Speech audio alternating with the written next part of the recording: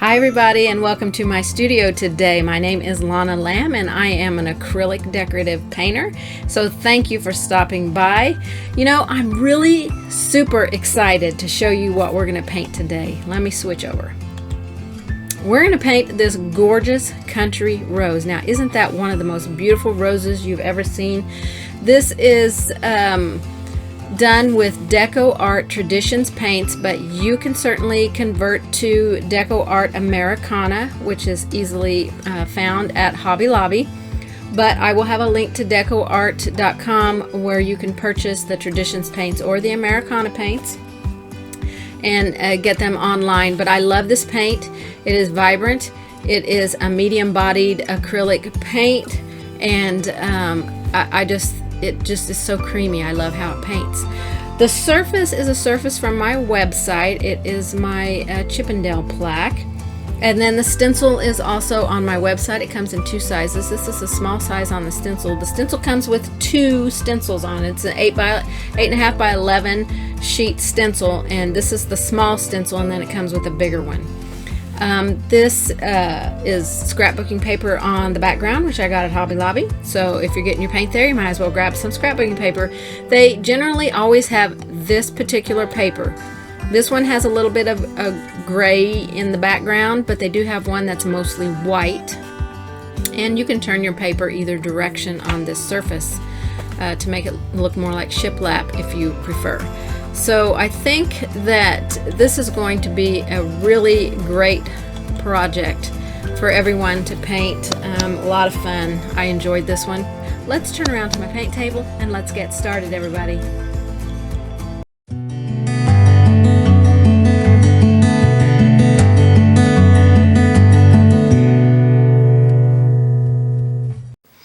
Alright, this is what we're painting today. We're painting my country rose, and I have decoupage paper on the back of this. Now, I have done decoupage on several projects, so I will link some of those below on how I did it, because I'm not going to do the step-by-step in this video of how I decoupaged the paper on. It's a fairly simple process. I'll tell you how I did it, but I will also link those other videos so that you know exactly how I did it. When I bring the surface in to paint, I'll tell you how I did that. But this particular surface, I want to talk a little bit about it. This comes from Viking and Viking Woodcrafts, and it is a tablet stand or iPad stand or book stand, or whatever you want to use it for. And I think it is just a very cool surface. Plus, you can it comes apart, so you can lay it flat and put it away. You can paint both sides and have a design on each side of it. I think it is just a super, super fun project to paint. So this is what I painted my original one on. But I want to show you a couple of other ways that I have painted it as well. I painted it on a plastic charger that I got from Hobby Lobby. It was $1.99, 40% off. Pretty good bargain. You can also pick these up at the Dollar Tree. Now, the ones at the Dollar Tree have this border, this edging around it, this braided edging around it, and I didn't really want that on my plate, so I found this one at Hobby Lobby for $1.99, and it comes in many colors there. But I thought it was a good price for what I wanted to do with it. I wanted to make the outside look like metal. So how I did that, first of all, on the plastic and the wood, you must apply a coat of multi-purpose sealer with a dampened artist sponge. Even on this, okay? It's going to help the paint stick to it. It's important. I put it on everything, wood, plastic, glass, whatever I'm going to be painting on, I apply multi-purpose sealer because it helps the paint stick to it. Okay, so you want to apply that and let it dry. And then I painted the outside border of the plate with Deco Art's Matte Metallics in pewter color. I put a couple of coats on there just with a dampened artist sponge. Okay. Then I went in with the sponge and I tapped in a little bit of this silver, Extreme Sheen Silver, and just a little bit of my Carbon Black. This is the paint we're going to be using, Deco Art Traditions paints. And I just tapped that a little bit on there. And if I felt like I got too much of one color or the other, I came back with one of these three colors and tapped a little bit more until I was happy with how it looked. On the middle part, I painted it black up to where I wanted it black, and then we put our paper on. We put our paper on this the same way that we put it on a wood surface. No different whatsoever, okay? And then I also took this design and painted it on a pillow. Wide angle out.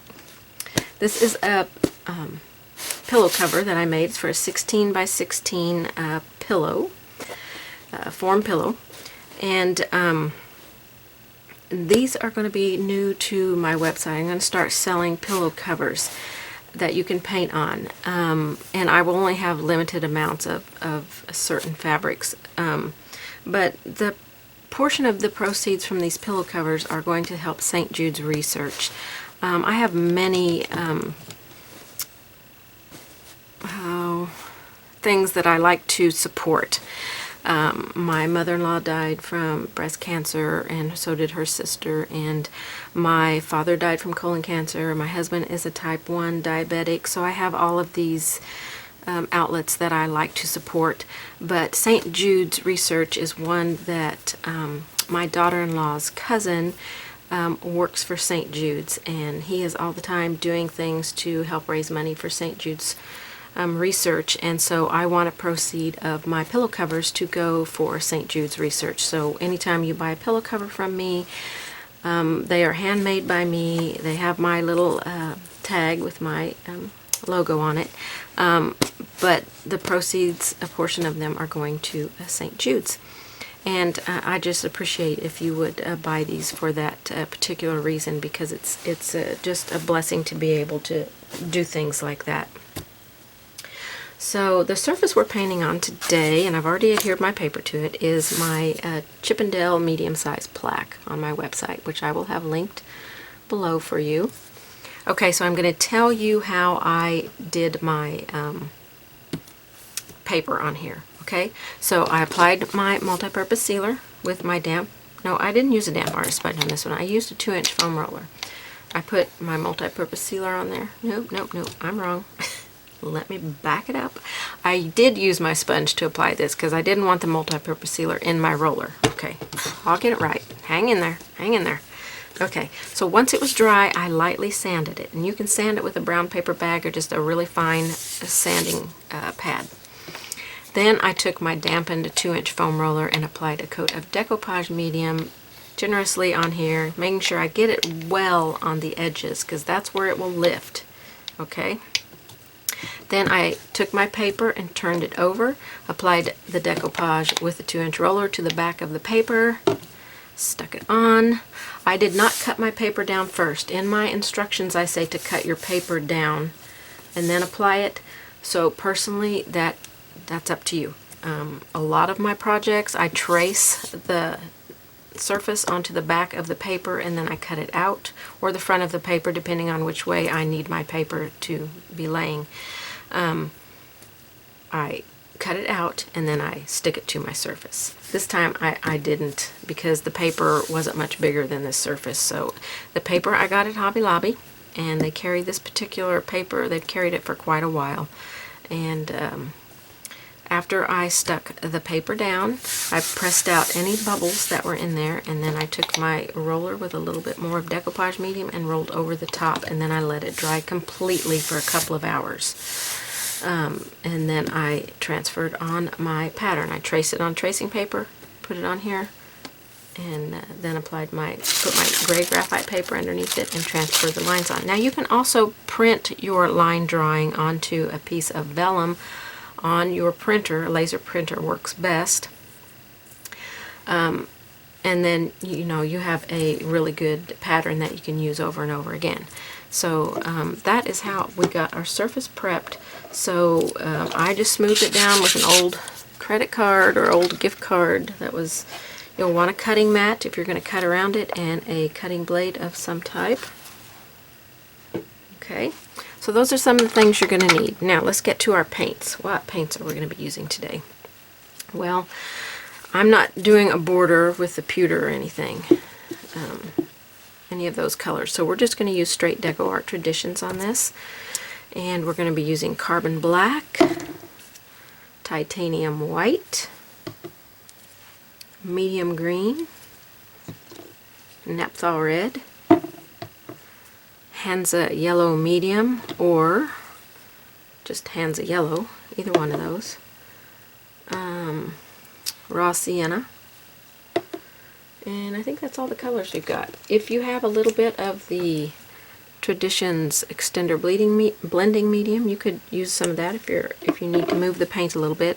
Now the paint used to come in these bottles, but they have switched over to tubes in it. It's a medium bodied acrylic paint, just rich, vibrant pigment in these paints. I love them. I've been painting a lot of my designs lately with this particular paint, so we are going to get started on this project. Okay, before we start, one other thing that I used on this was this stencil. It's titled Joy Comes in the Morning. I used the larger stencil on the pillow and the smaller one on my stand. Right here, this is one of my stencils on my website. It comes just like this with both sizes. And then on the pillow I used the larger stencil on here. Also wanted to mention on the background, I just took my paint and spritzed it on there. You can use media fluid paints, fluid acrylics by Deco Art. You can take a little bit of your paint and mix it in some water with a spritzer and spritz it on there. Or you can just spatter it on the background, or just leave it plain, because the background on this pillow is just, you know, this color. It's the same as this surface. So you can leave it that way. I just wanted some of the colors in the background, so optional for you. I just wanted to let you know where I got my stencil at, or you know, that it's available on my website. I will also link that below. Okay, let's get started on this. This is going to be, I think, a pretty quick project because there's not a lot of colors involved. So I'm going to grab a angle brush here. I think it's what I'm going to start painting with. And we're going to put out on our palette some yellow, Hansa yellow, if I can get it open. Oh, yuck. Hansa yellow, and some white,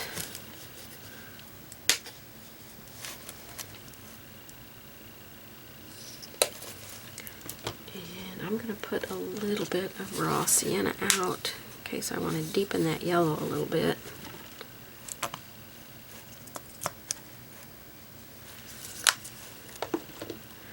And I'll go ahead and put our red out because the petals won't take long to do, and we'll be able to go right into our red pretty quickly. That's probably way more paint than I need for the whole project. I can probably do a couple of projects with that paint right there. Okay. I'm going to try and keep my palette in shot here for you. So we're going to start painting in our yellow here. Let me spritz my palette with some water. I always spritz way over here on this side with some water. That's my clean water when I need clean water, because my water in my basin always gets dirty, and I like to have clean water available for floating so I don't get a cast shadow on my floats. If you're wondering about this palette, because it's fairly new to my studio, it is a Freddie Weber palette. I got mine from sandymcteerdesigns.com, but you can also get it from Dick Blick. I covered it with Glad Press and Seal. That was Sandy's tip, and I can just peel off. It's a peelable palette anyway, but that's much quicker. Just take off the Glad Press and Seal and throw it away, and I really am learning to love this palette a lot. Alright, so I've got my angle brush. I'm using a 1/2" angle brush here. It's Black Silver by Dynasty. I'm going to take my yellow and white and mix them together. I'm going to grab just a tiny bit of my raw sienna and make a good amount of this paint here. A little bit more white. I want it to be a little bit lighter than that. And you can vary your colors. You cannot add raw sienna at all. I can't even remember on my original one if I added raw sienna. And we've got this really pretty light yellow color, and we just want to paint in all of our petals. Now you're going to want to use your reference photo. That is the completed photo, or the first photo in the packet will have just the base coats. And you're going to want to use that so that you know exactly which petal is which color. So I've got this one in front of me so I can see which petals I made what color. I do have my pattern reversed on this one. I just noticed that this petal is over here and this one is here instead of that way. So I've got mine reversed, so I'll have to pay attention to that as I'm painting in. And I still want to paint in each element on its own.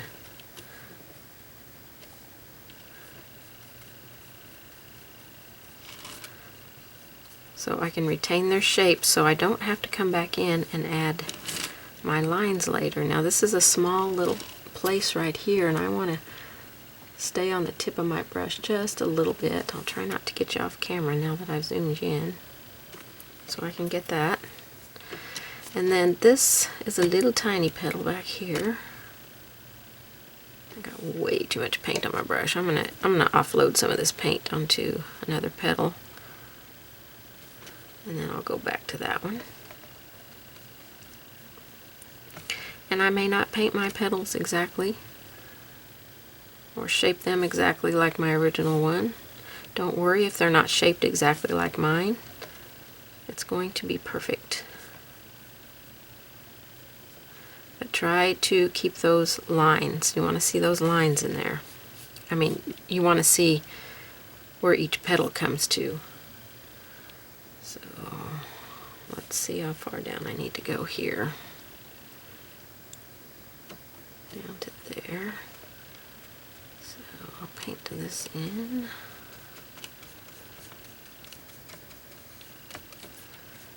And this one. I think that might be a folded over of that one. I'll have to check my line drawing here. And then just go all the way. Taking your time. There's no need to be in a rush with this.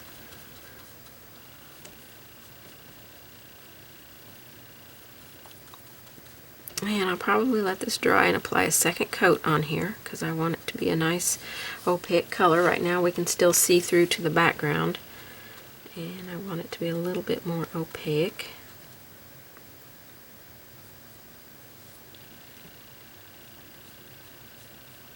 I got my brush tilted up. I'm up on the tip, just kind of pushing the paint into those smaller areas there, so I don't have to go get a second brush. Okay, that one is pink. This edge is going to be yellow.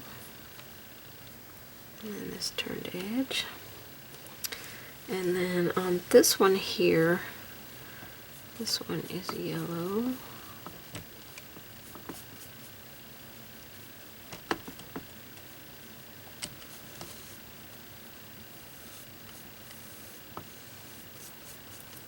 So this will actually be backwards from what my pattern is, and I apologize for that. I had not even realized I traced this on backwards. And this one is yellow. And then on this one here, is it this one? Yeah, this one. It's the top of this, and it comes down and kind of fades into the red, so trying to see where the edge of that one is. I missed a line somewhere in here.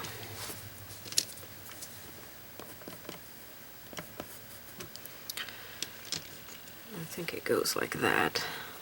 So that's yellow. Okay, I'm not going to wash my brush. I'm just going to wipe out and grab, well, no, I'll wash because I don't want my paint to turn orange. So I'll wash out. And we're going to go into our red here. Get the moisture out of my brush.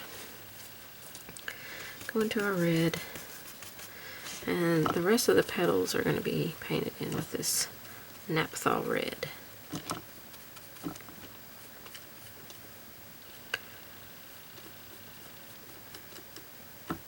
I know you can't see the leaves I've put on here. They'll be a little bit different than I painted on my other piece as well, because where I put the flower, I didn't have as much room for my petals, so you can adjust your petals wherever you want them. Just take your pattern and move it around and pick the spot where you think your petals will look the best. Okay, this particular leaf here, that actually needs some more yellow on it.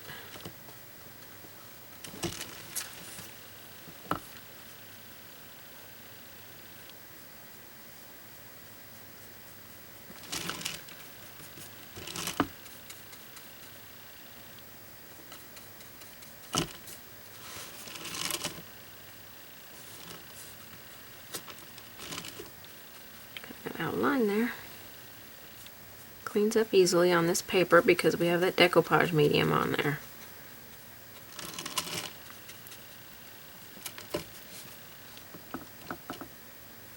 I'm going to grab just a little bit of water. You could also use the extender if you wanted to, but the extender is going to make the paint take a little bit longer to dry.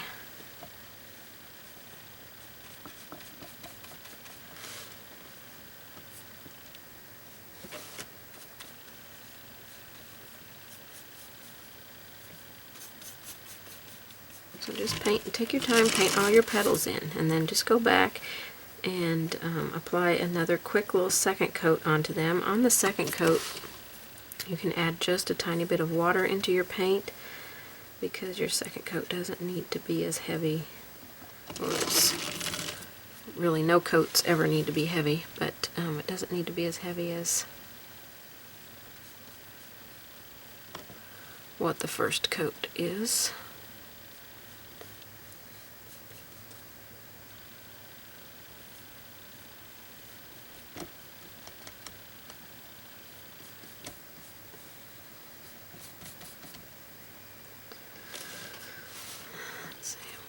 Petal down here.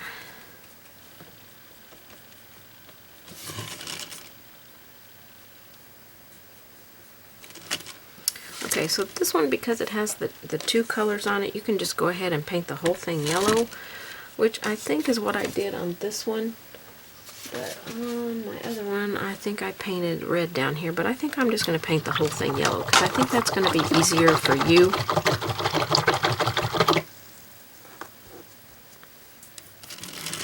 Go ahead and paint that in yellow.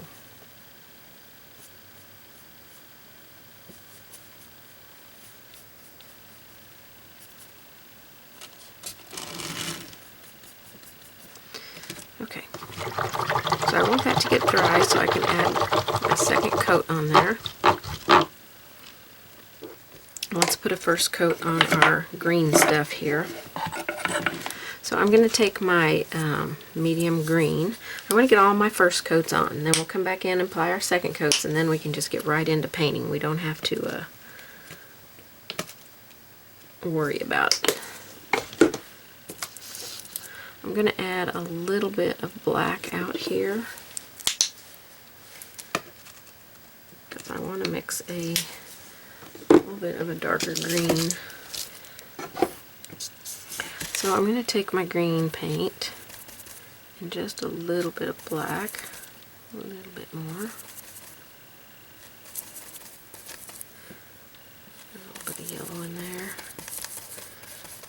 and I just want to get like a medium dark green. Not super crazy dark, but you can see the difference between that and that. You could also add some raw sienna in there. I don't know if that will help the color or not. Kind of tone it a little bit. But it's mostly just black and green, so mix a color that you are happy with. This is going to be a little bit of a different color than what my original one had on it because I'm going to do a little bit more muted colors on here, or toned down colors, and on that one I did very bright and vibrant colors. I've got a petal up here. I'm taking the pointed edge of my brush and just kind of pushing some of that paint out, give that petal a little bit of a a ruffled edge.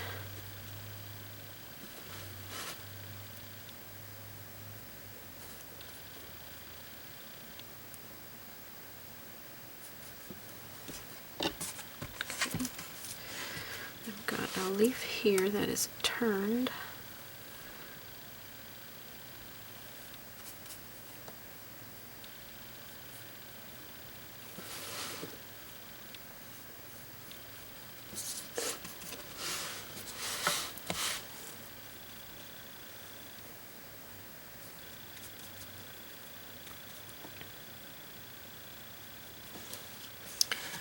And I might make this just a little bit fatter of a leaf.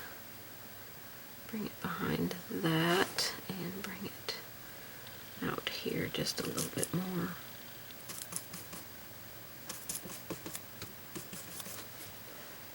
So it's going to come out from behind there, come up into here.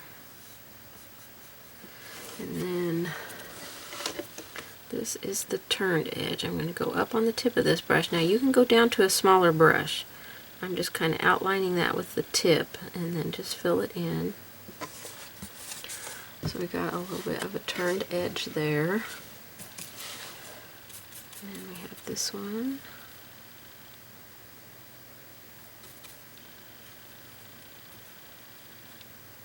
A little bit of a ruffle on the edge.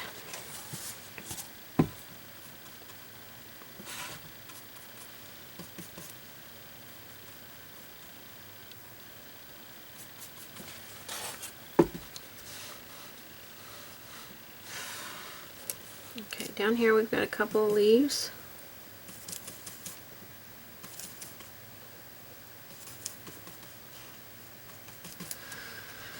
Okay, I've got this one here. I'm going to go up on the tip of the brush, still using this angle brush, but again, use whatever brush you are most comfortable using. This paint should glide onto this paper so easily because we have that decoupage medium on there.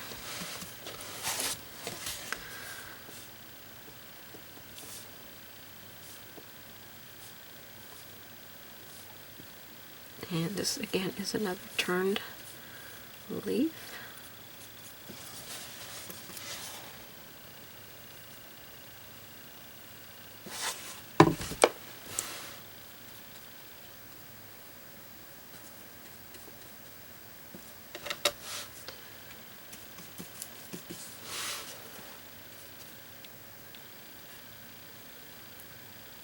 And then this leaf kind of falls off of the project here.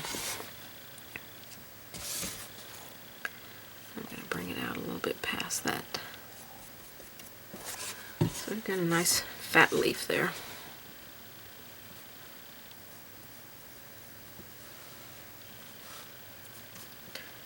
And then one more. Actually, there's a couple more, and then I've got a couple little calyx leaves. This leaf comes over the leaf.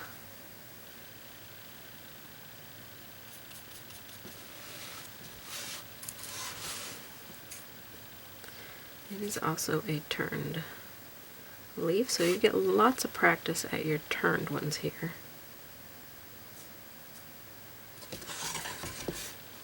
And the turned edge is going to kind of fall off of the surface.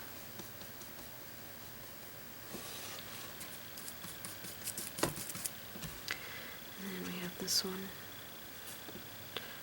It goes behind this calyx right here. And you can paint over the calyx and then just come back and paint that calyx.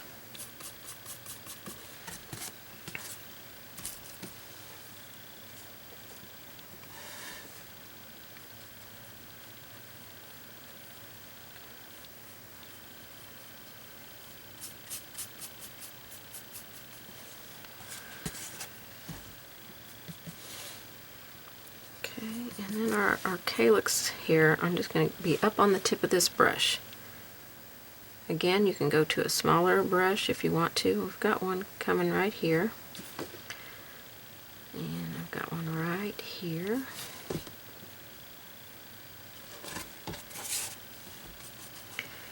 And then one over here.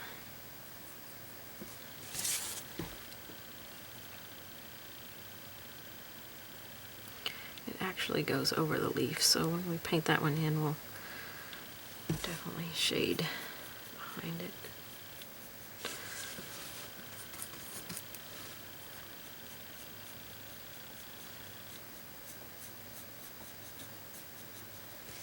Okay, so let me wide angle so you can see the whole thing. That's our first coats there. We are going to add our second coats on here. We may go ahead and stencil our word in, because I think one of the letters might go behind our flower, so we'll want to get that taken care of. So let me get my second coats on my flowers first. Okay, I've got my second coats on. I'm going to let them get dry. They feel pretty close to dry. I think I'm going to go ahead and add my stencil on. Before I do that, I'm going to take my Lonna's Favorite chalk pencil and put some lines on here. Now, this pencil comes with white, green, and pink lead, and I like it because it removes with paint or water, and it doesn't get set into your design like regular charcoal or graphite does. So I have 3 of these pencils, and I have one loaded with each color. I'm going to use the green one here. I want to make sure I can tell where my lines are. I'm going to go ahead and put my center vein in my leaves. Just draw it in there so I kind of know where I'm going here.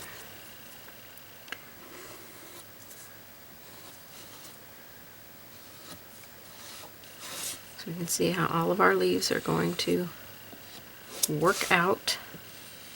And then this is where I can draw my calyx in here and kind of figure out where it's at. And this one kind of comes over the front of the stem there. Okay, now any of your lines up here, if you need to add them in, I can use the pink one in here and redraw in some of my lines that I maybe can't see completely. This one here, a little bit of a turned edge there.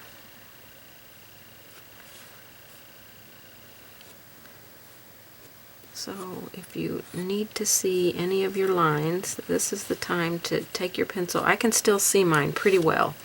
I figure you can't see them too well. So I'm going to draw just a few of them in there for placement. Up here I can definitely see them, but if you can't, take your white one and draw it on there. You'll be able to see it just fine.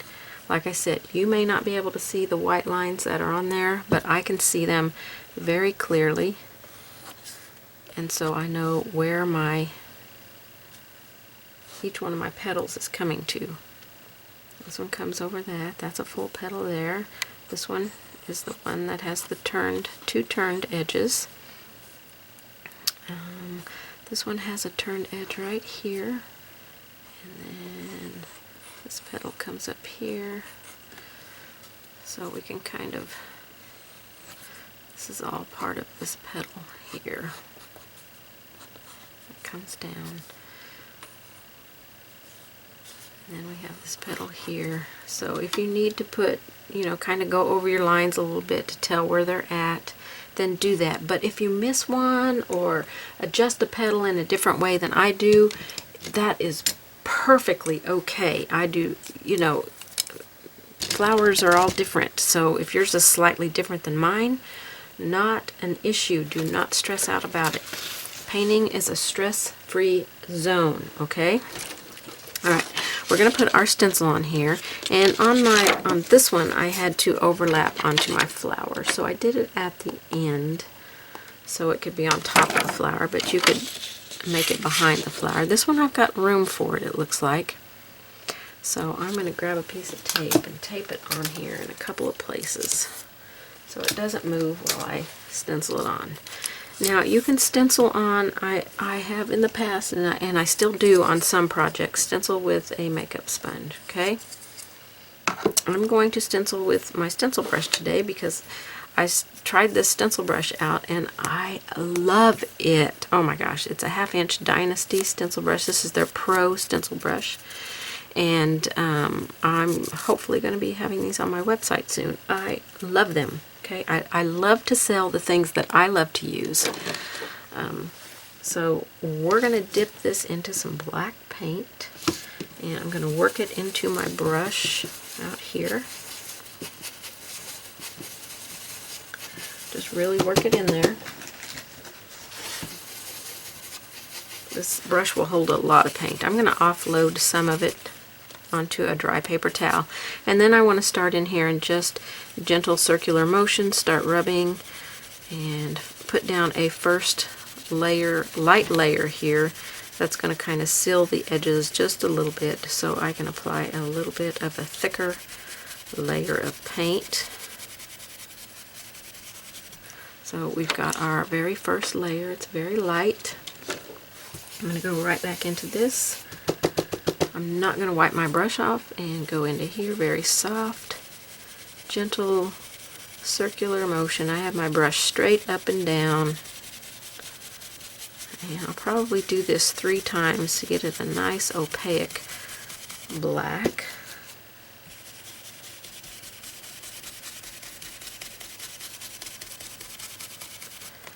And one more time here. Load my brush. This time I'm just going to tap, tap, tap just to get the excess off the tip of the brush. And again, just a very soft circular motion. I'm going to go down here and do this layer first because it gets the least amount of paint. By the time I get down there, my brush is running out of paint.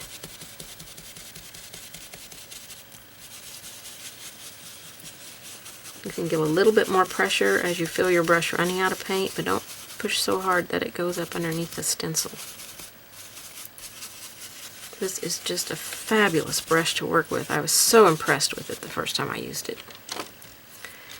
And I think that looks pretty good. Look how clean that stencil is. Oh my gosh. Oh, beautiful, beautiful, beautiful. And you notice I taped it down with Scotch tape, and because I had the decoupage medium on here, the tape did not lift the paper. Okay. One other tip I want to give you about your paper when you stick it on here. After everything's dried and you've got it trimmed, sometimes the edges aren't sealed down all the way. So just take a paintbrush with a little decoupage medium on it and put the paintbrush underneath the edge of the paper and get some of that decoupage medium under there, and then press the edges of the paper down really firmly, and that should take care of that problem. Okay, that is looking pretty good. Alright, so far I've only used this brush and a stencil brush. We're going to continue with this brush now. I want to take my yellow here and create a little, oh, that's got some green in it. Let's not use green. And get a little bit of a wash of this color by adding some fairly clean water to it. Do not use your dirty water from your water basin. Try to use some clean water. Tap my paper towel, and I want to wash this over my yellow ones because I want my yellow petals to be more bright, but if you do not want yours to be bright, then you can leave them the color they are right now. If you are putting lines back in and you're using the pencil that I just showed you to use, you'll want to do it after you apply this, because this paint, it just will remove your, it'll remove everything that you put on there, because that's the kind of pencil it is. It just removes with paint or water, which is very nice. So you'll want to do this step after. Okay, so let's start adding some darker colors in here. So on my yellow, I want to take some raw sienna and some of the yellow. Probably more yellow than raw sienna here. I'm going to wipe my brush off because I want to get some of that raw sienna out of it. Get a little bit more yellow. I don't want this super dark. So just a tiny bit of raw sienna, mix it in with some of that yellow. And we're going to start shading at some of our base of our petals. And this will be a subtle change in values here, so you won't notice a lot. Just if you need to draw your lines back in, go right ahead.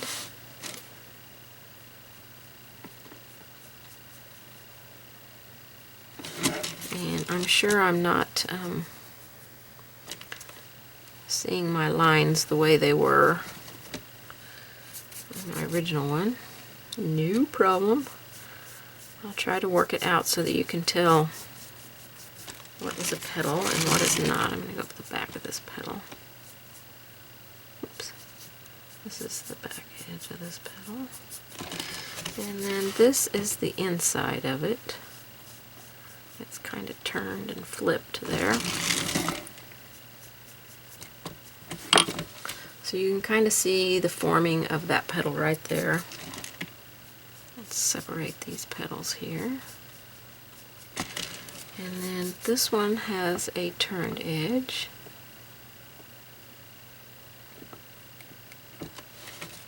If you get your floats too wide, just take the water edge of your brush and clean that up.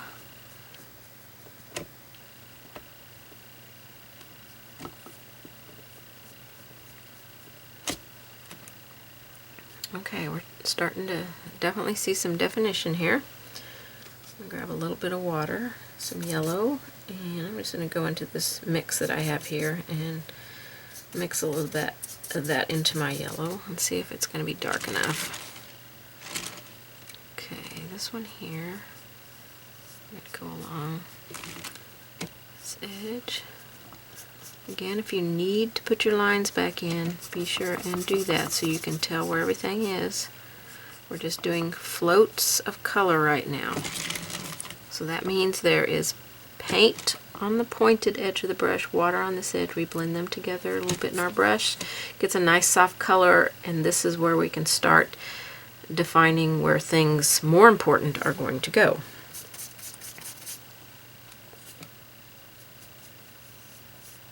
And kind of move around your piece so you're not lifting, you're not cutting through wet paint. We don't want to cut through any wet paint.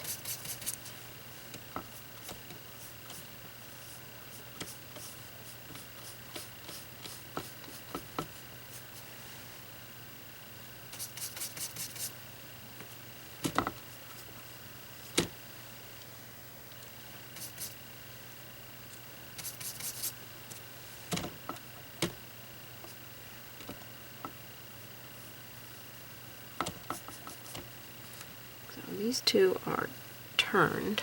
That's their kind of turned edge.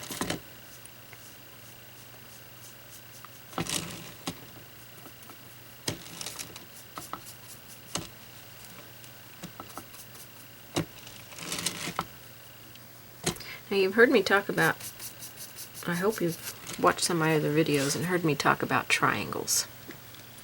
So this right here is a triangle, so I like to push the paint in there and then round it out and bring the paint out a little bit. That's going to give that space more form, not make it look so flat. It's going to give it a little bit more dimension. Alright, I'm going to mix a little bit more here.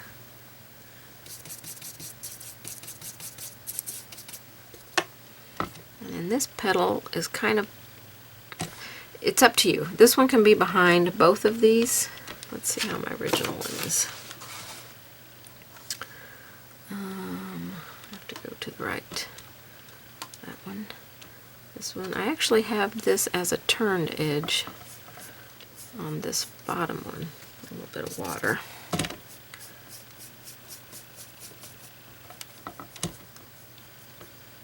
So I have it connected, so I have this one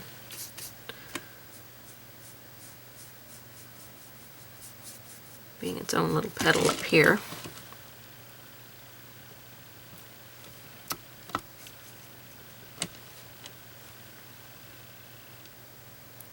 Okay. Then this is a little bit of a turned place right here. Right in there, kind of a little bit of a gap. I mean, a little bit of a tucked under there kind of area. A little bit of this color here. I want to bring this color more down along the bottom, so I'm going to mix a little bit more. That's the Hansa Yellow Medium and a tiny bit of raw sienna. Get some water in your brush, work it in. Oh, got green on my brush. You work the water in the same that you work in the paint. If you don't work them in there together, they don't make the blending that you would like to have.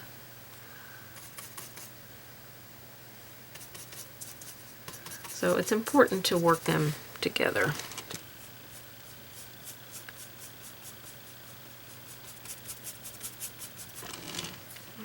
And this one is a little turned place there.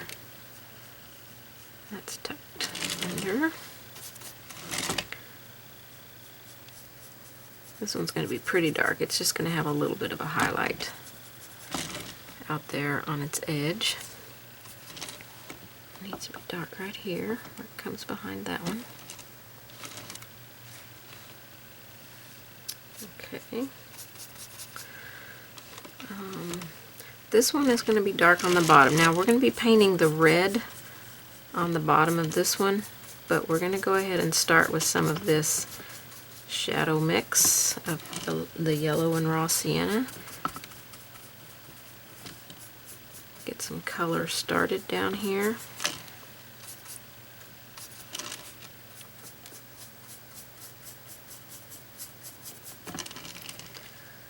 Okay, this petal here, mix up a little bit more on my brush. I just like to brush mix, and to me it's okay if it's not exactly the same. Oh, I keep touching the wet paint on my paper towel and getting it in my brush. That was a little bit of red. It's okay, we're going to be adding red in here, so I'm not going to worry too much about that. But I do want to come around this just a little bit. Right here. I might have to turn my napkin, my paper towel around so that I'm not getting into that that wet stuff. I still got a little bit of that red in there. Okay, so there is our first shading here. Let's see. On this one here, I need to put some down here.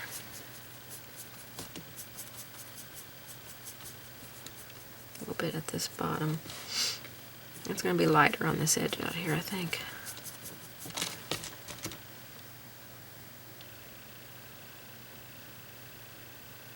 Okay, and this one, it looks like I have it turned here. So I've got it, actually, let me erase that.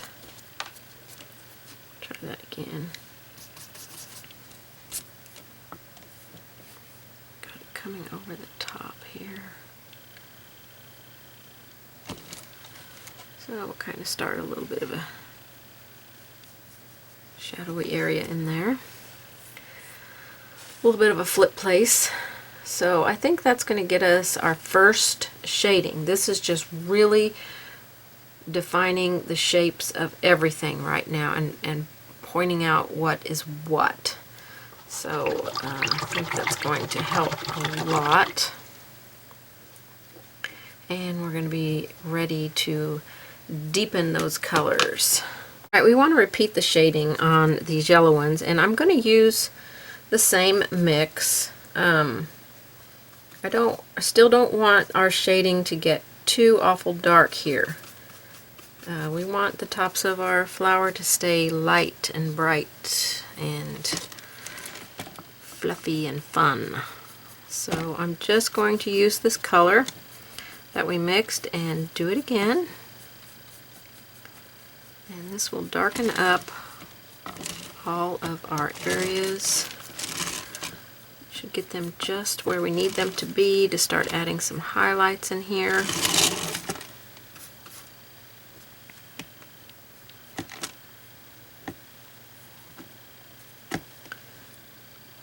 I might add just a tiny bit more, maybe not, of the raw sienna in here for right there where it's turned.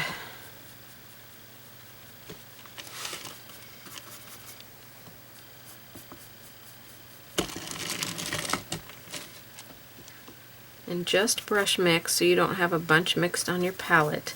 My original mix was 2 yellow and 1 raw sienna. Now as you paint your second layer on, if you need to use just a tiny bit more raw sienna, that's okay. You can go ahead and do that, but be very careful that you don't get it too dark and change the flower too much.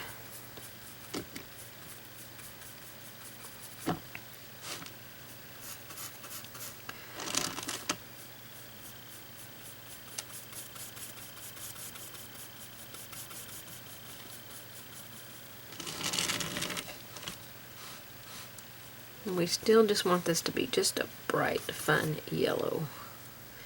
And if you have Hansa yellow, just regular Hansa yellow, it's a little bit more of a brighter yellow. So you could certainly use that if you prefer a little bit brighter.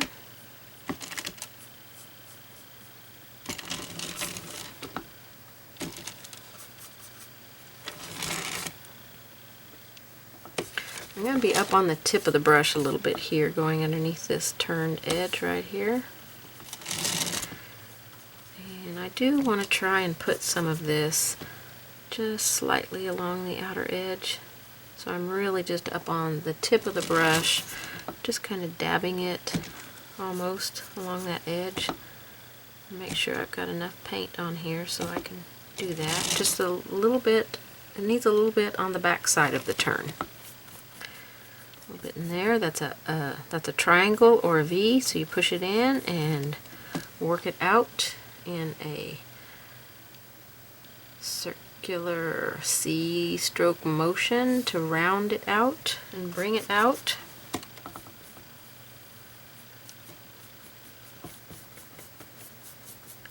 And then this one's going to go along the bottom. You've already figured out your placement for these colors, so the second layer should go pretty quickly.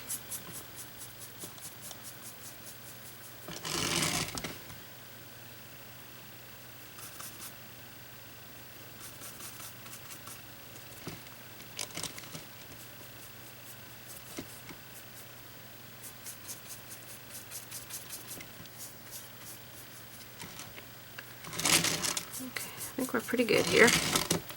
So that's our second shading on there with the exact same mix.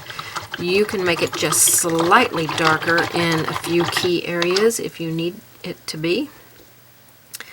But we're going to be coming back and putting some of the red in there in a minute. So we don't want to get it too extremely dark. This is still retaining a bright yellow flower here. Okay, before we add any of our reds up in there, we're going to add some yellow, some white for our highlights. So we'll start creating our bright areas here. Titanium white, side load for a float. That means water on one corner, water on the other. We work it into our brush, make them soft and yummy and blend together nicely. Okay, so we want to go on the outer edges of our petals and all of the highlighted places. It's going to soften down in there. Grab some water.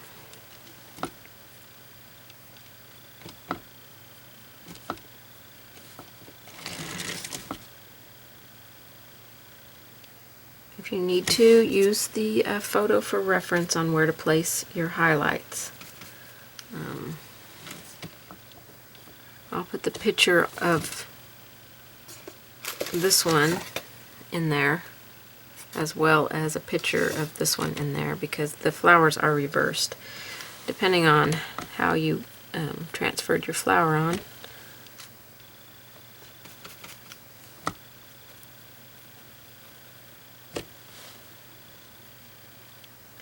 It's just really a small amount of paint.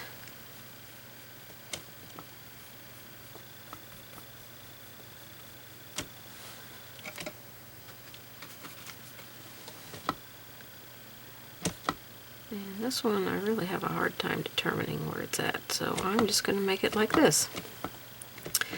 Then this one comes down on top of that one.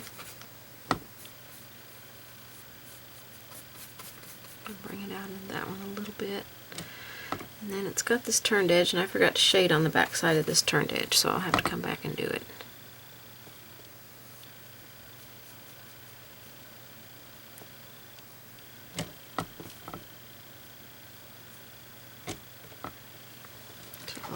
do that real quick because that's going to be a little confusing without that shading on there. So the back side of this turn will have some shading on it. So now we can determine where that flower lays. And then underneath the turn, we'll also have this color. I'm going to grab a tiny bit more raw sienna.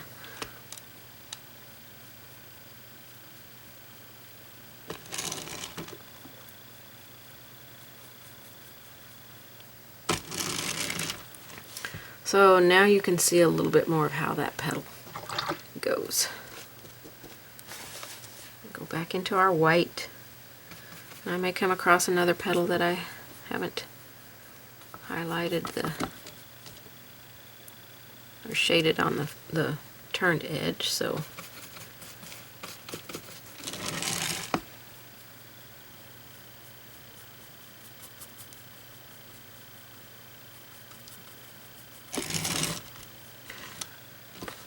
and you see the white up here is already fading down into it. We can come back in with our yellow and kind of smooth out some of those areas we need to. A lot of these whites we'll probably have to come back in and redo.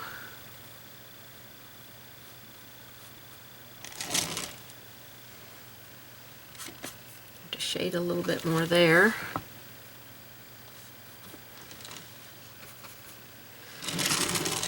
And this one, I'm going to be up on the edge of the brush here because that's a pretty tight little area.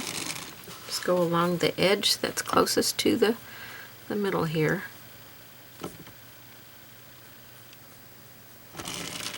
And create that little bit of a fold.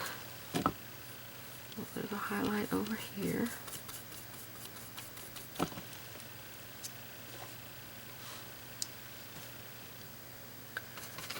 More white. You can already see up there a lot of that white's fading back down in there.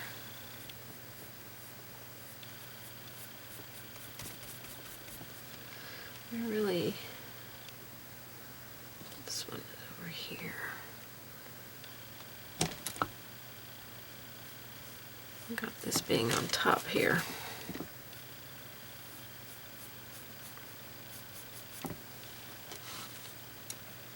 I'm not sure that looks right.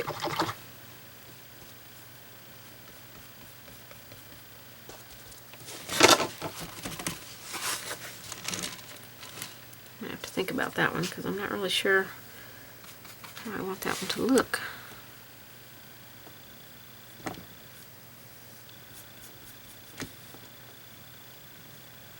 Just a little bit along that edge, along this front edge.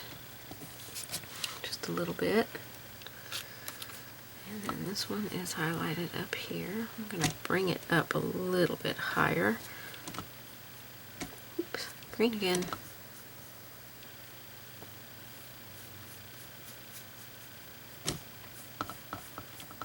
This is a prominent petal right here.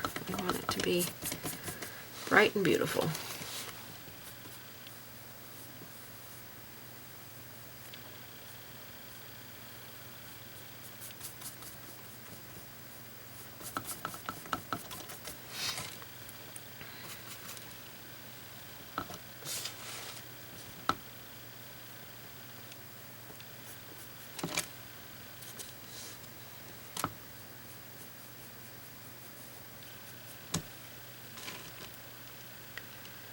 Okay, it's this one here that I'm a little bit not quite sure how it goes.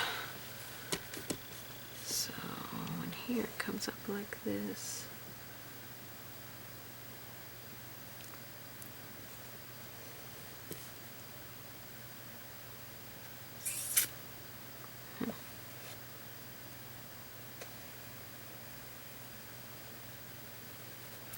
I'm just going to make it a turned one, I think, because I'm not quite sure how it's supposed to lay.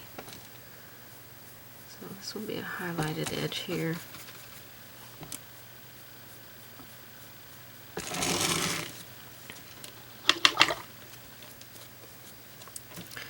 And let me mix the yellow and the raw sienna. And go underneath. Right there.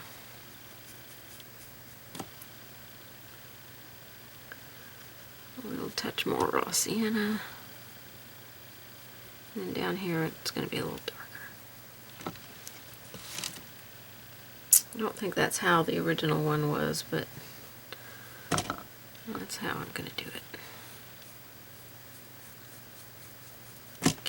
And then we need some of this down in there.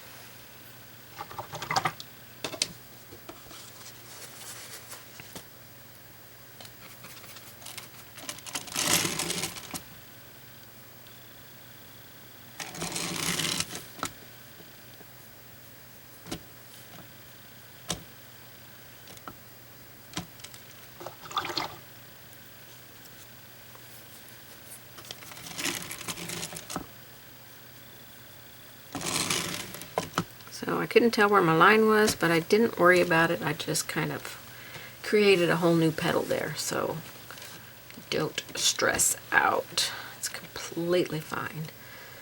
What color do I have on my brush here? Yellow. Let me grab a little bit more white. We're going to repeat our white here in a second. I want that to get good and dry and down in there a little bit.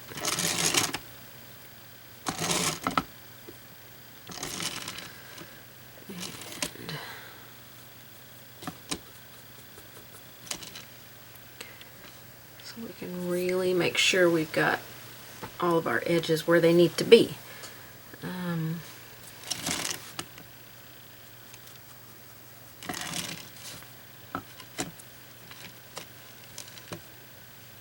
And just adjust your shapes accordingly. Truly, you're not going to have any shape that's going to be wrong. I just want you to know everything's going to be just fine. Petal leaves are all different shapes, so you can create your curves and valleys and turns truly any place that you want. So that is our first highlight on there. Okay, before we add another highlight in here, we're going to add some of this red. Now we want to take some water and some red and make a darker wash of color than we did with the yellow over here earlier. A little bit darker. Okay, I'm going to wash my brush out. I am going to remove the excess water out of my brush by squeezing it off on a paper towel. And then I'm going to side load into this red. Okay, and I'm going to touch my paper towel and we're going to start applying this. We're going to darken this, but for the first layer I want you to be just light. And we're just going to start applying this. I'm going to get just a little bit more paint in that mix. Touch my paper towel. And we're just going to apply some really soft layers of color in here. And you can pick and choose where you want this paint to go. It does not have to go in the exact same spots that I am putting it. I'm going to kind of tap it back with my finger, soften it down in there. I don't want it bright standing on top anywhere. I do need some more water. This should come off of your brush so smoothly.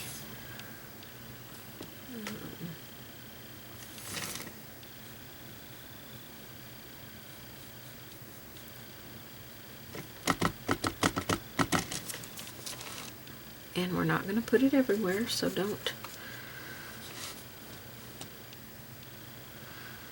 Oh, let's see. Where do I want to go here?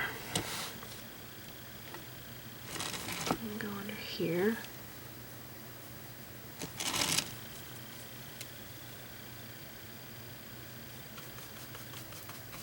Getting a little bit more on my brush. If you need to add a little bit more red paint to your water as it starts drying up, you go ahead and do that.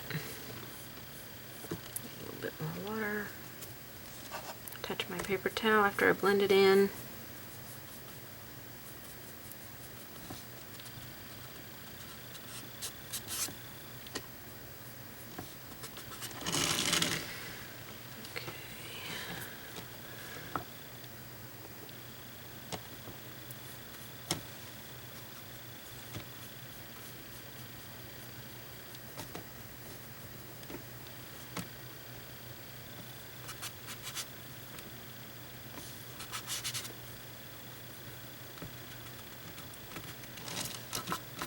Do not be afraid to finger paint. Tapping it in there gives it that, that just beautiful texture. That is just gorgeous.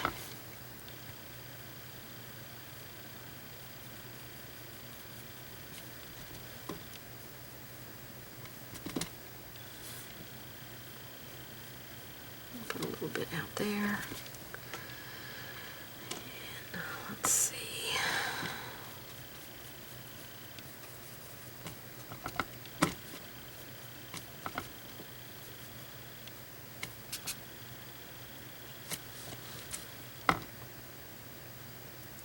This is certainly all you. You can definitely be the judge here.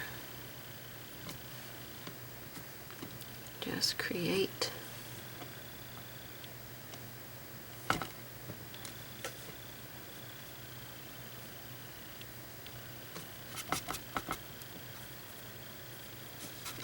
Keep it off my white area there.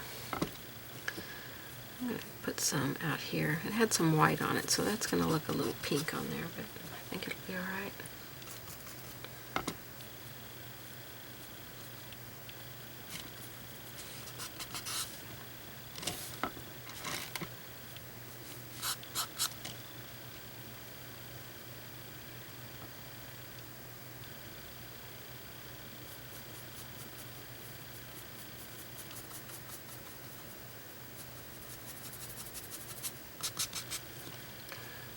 Create a little turned edge on that one. I'm going to come back with my highlight. Tap, tap, tap. Okay, this one down here is going to get quite a bit. I'm going to get a little bit more paint in my mix. Make sure I have water in my brush. And then down here at the bottom, we're going to put this color.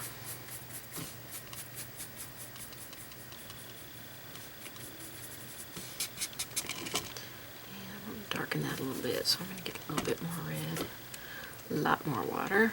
Touch my paper towel.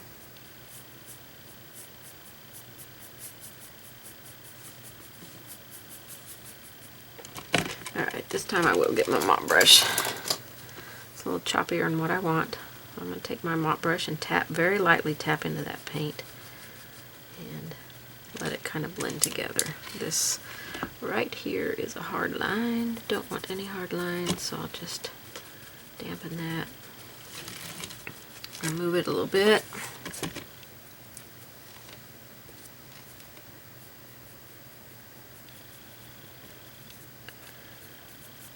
Okay, so this is our first layer of red on here.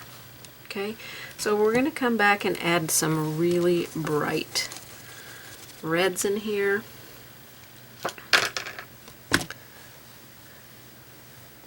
So we want some of these to be darker. So a little bit more red in the mix of our water. We'll work it into our brush. Tap the paper towel. And then you decide where you want it to be really, really dark.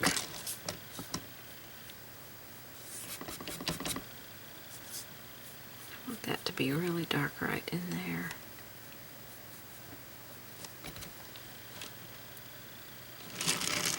I want it to be really dark right here.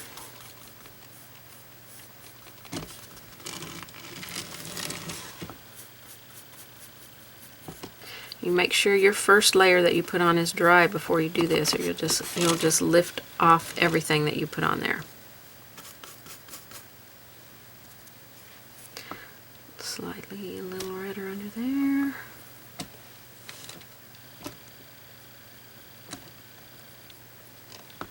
Definitely make that redder out there. I really like that red on the tip out there. And not every place has to be darker, so don't feel like you have to put it everywhere.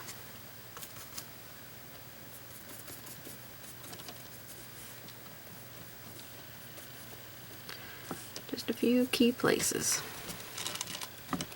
And something's going to happen here because it needs a little bit more.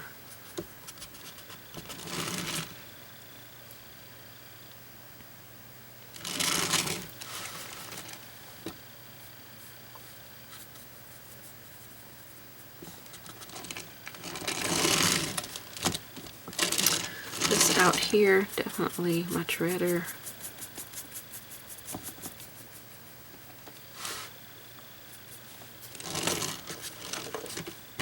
Maybe even slightly more red than that, because this one is going right next to those red petals. So we're seeing a little bit more of that color on there.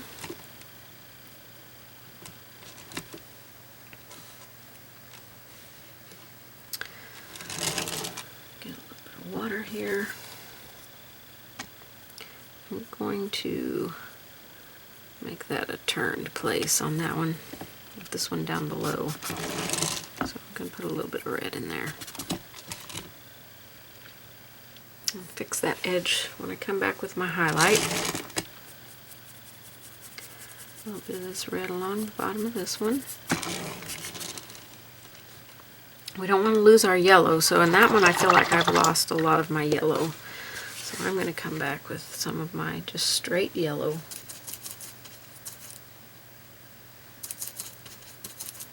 Work a little bit of that into my brush. And go back in here with my yellow.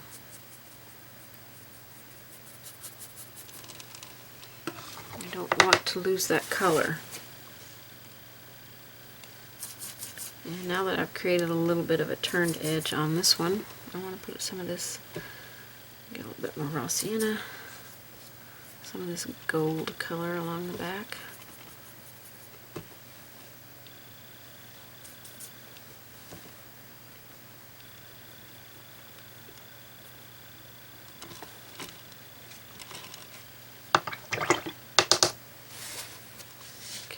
This one needs a little bit more of the yellow on it as well.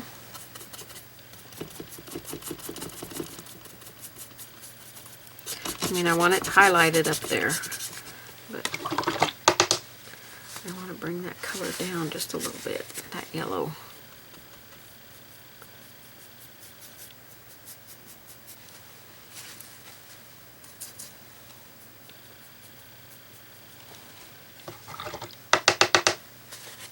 Okay, now we're going to come back with our brightest highlight. We're going to do white again. We'll be done with the yellow petals until we are ready to add our water drops. So repeat your white in some bright areas.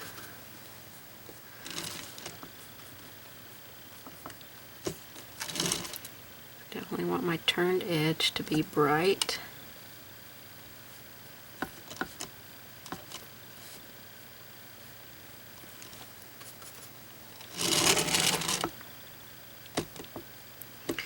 Now with this one, I'm not going along the whole edge, I'm just hitting some spots that will be high,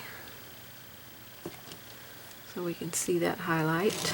Along with this edge, that's all I did. This edge I will do the same.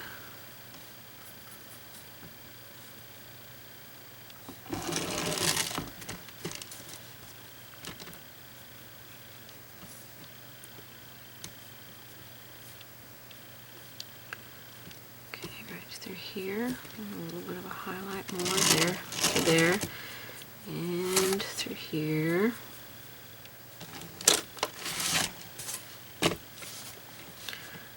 More on this one. This is a very prominent petal right here. Get some water.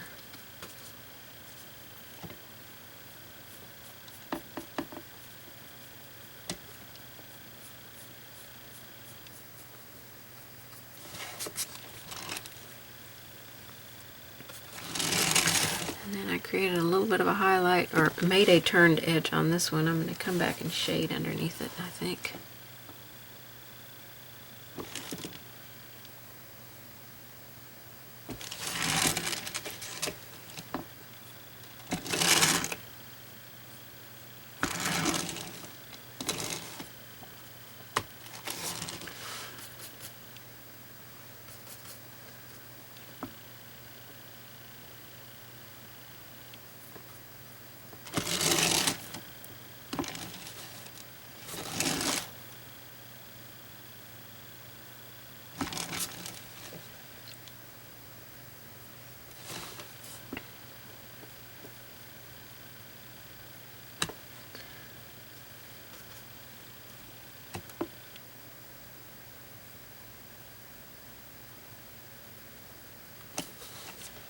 I'm still just using this one angle brush.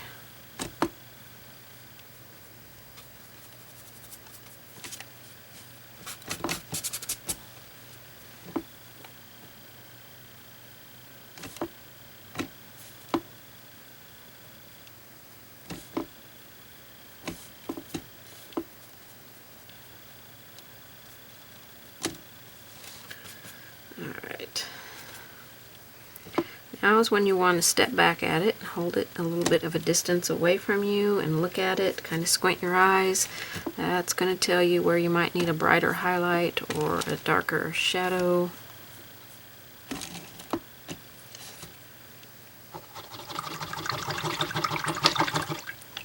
And try concentrating on just the yellow areas, because the other areas, well, the red areas aren't done, and so don't let them distract you. That's some more of that red.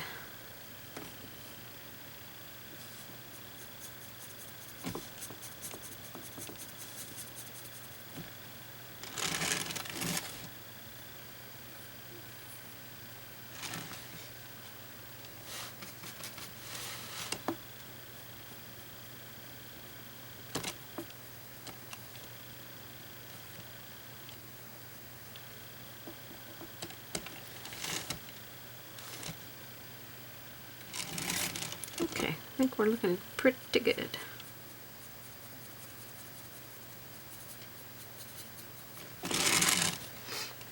But we definitely want to make sure that those are yellow petals with just a hint of red on them.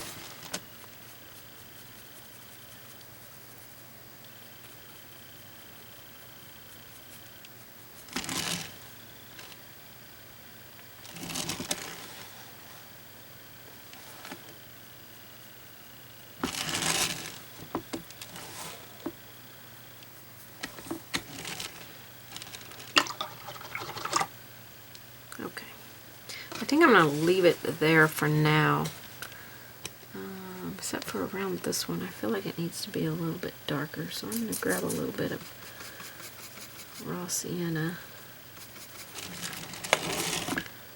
just a tiny bit. It's probably got a little bit of red mixed in with it, because I think I still had some red on my brush.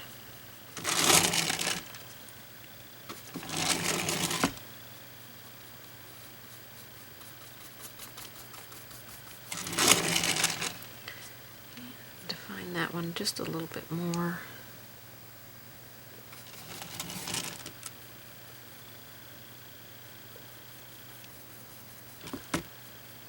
I'm not really sure how I have that petal shape. That's kind of a weird petal. Kind of weird, but I'm going to leave it. Okay, a little bit of white on that edge out there. And I think the yellow ones will be done. We'll be ready to start on the red ones.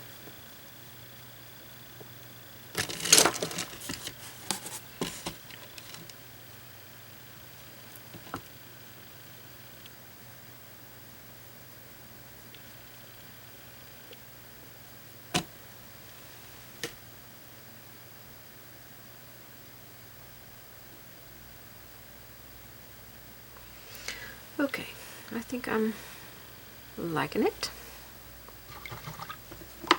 So I'm gonna stop on the yellow ones for now. We're gonna get ready to work on the red ones. Let's start on our red petals now. So we want to darken up our red petals, and it's a fairly easy process here. I really like using a minimum amount of paints because, you know, this teaches you how to mix colors. So we're going to start with our red and add a little bit of our black to it. Ooh, or a lot of our black. So I'm going to wipe that off on my paper towel and just grab some more red. We just want to darken the red a little bit so we can start adding a shading color in here. And this might be just a tad bit too dark. I'm going to add just a little bit more red in there. My paints are starting to get a little bit dry, so I may have to get some fresh paints out here.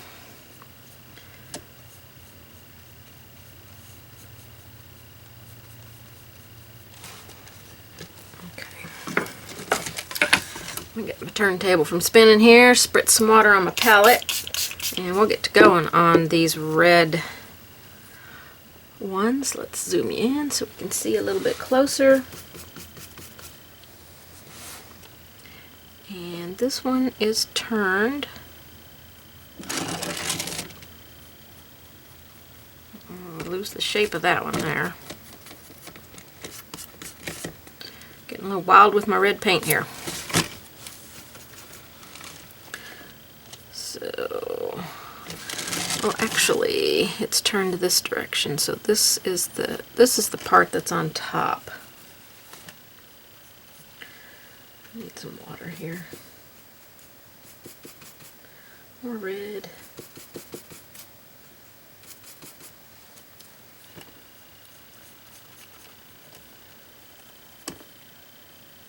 So we're going to go underneath that one right there.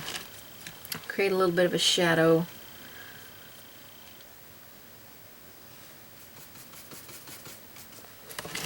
We'll go around this one.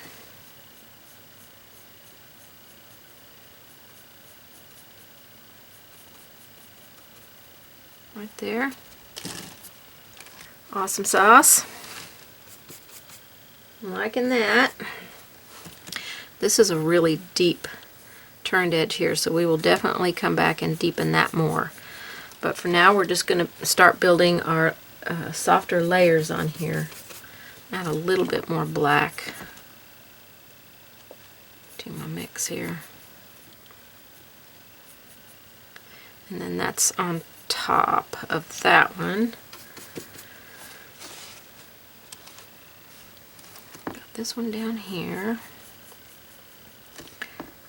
Now the black and the red can make a little bit of a purple color, so, and that's okay. Purple is a perfectly fine shading color.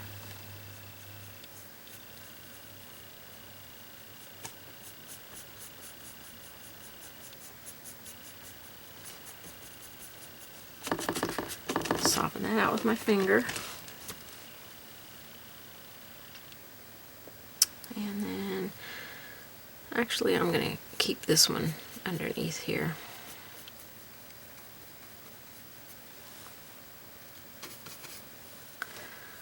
Got this one here.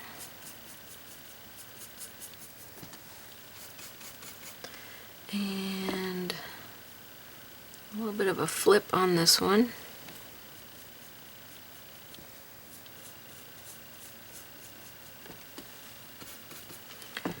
And this one, piece of this one is kind of tucked inside that petal there, which makes an extremely interesting flower.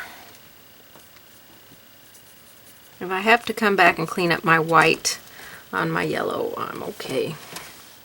I think while I have this color on my brush, I'm just going to go around this one because I want this to be a little bit darker right inside there. And I think we're looking pretty good.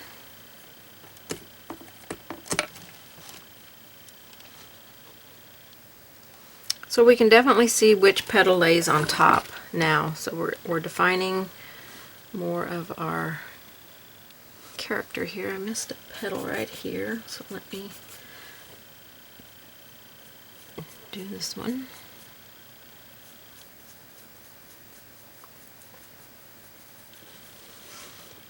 Okay, so that's our first shading in there. And it almost does make a little bit of a purple value when you mix the red and the black together. So when we add our next layer, we'll add just a little bit more black. This one here, I think I want to pull the color out just a little bit.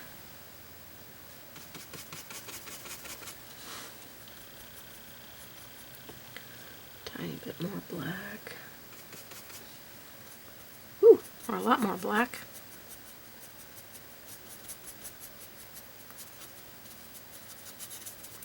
We'll be washing over this with some red because we want to make sure this stays red and bright and vibrant. Okay, let's deepen that just slightly with a little bit more black in the mix there. So it's our red and our black. We'll have just a little bit more black in there so it's not quite so purple. It's more on the black side. And you'll do less with this color, so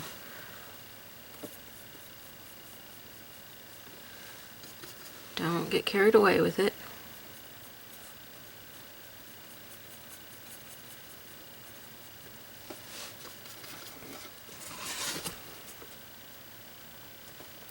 Got some white in there. Don't want white. Oh, I know why the color looks different, because I'm painting over some white that I mixed on my palette, so I'm just going to move to a whole new place to mix.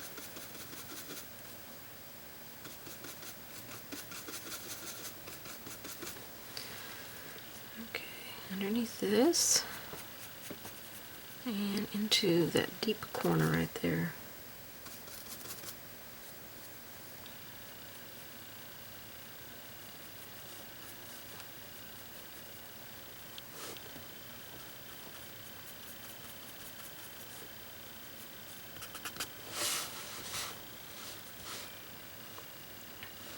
So this petal is folded over, so it's folded towards us, towards the bottom of the flower.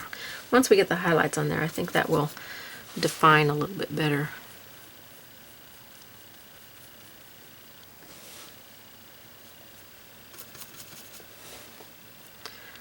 Let's go into our deeper areas. Remember, you got a triangle there, so push it in there, round it out.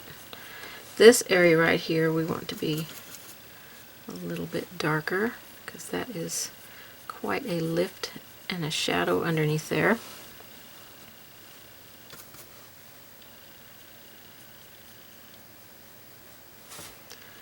A little bit down underneath there.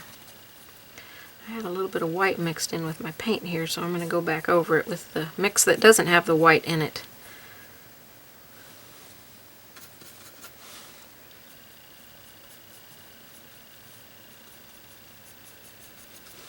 And this is going to make it look much better and deeper values here.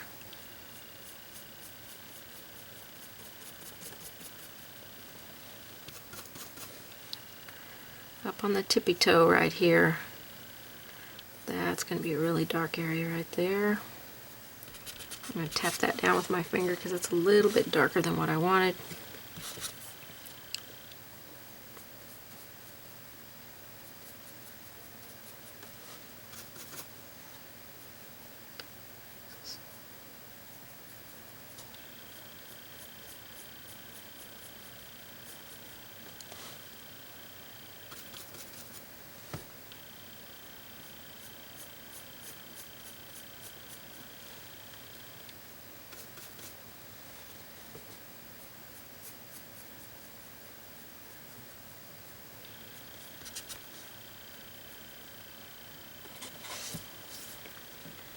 Okay, some beautiful shading going on right there.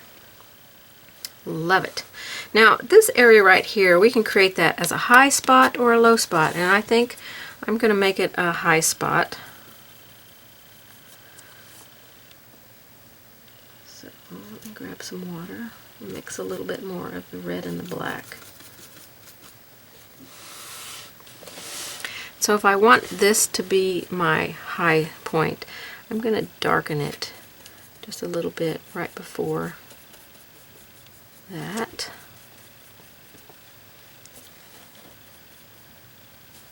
And grab some more water, which I think I grabbed too much, but pull that out just a little bit. And then we'll create that as more of a high spot right there. And I think everything's looking pretty good.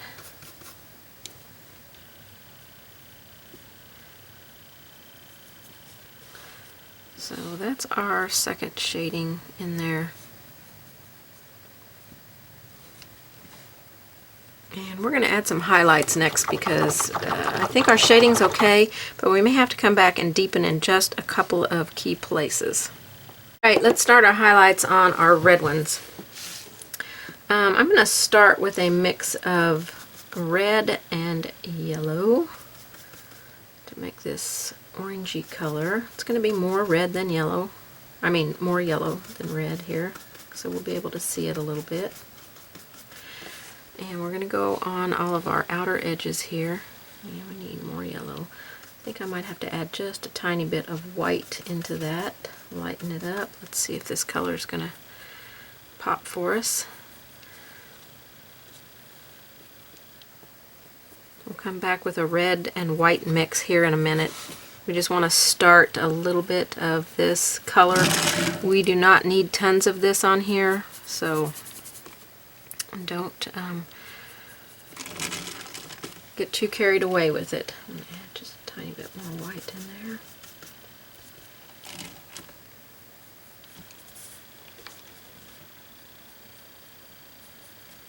Ooh, a lot of water. I'm going to touch my paper towel.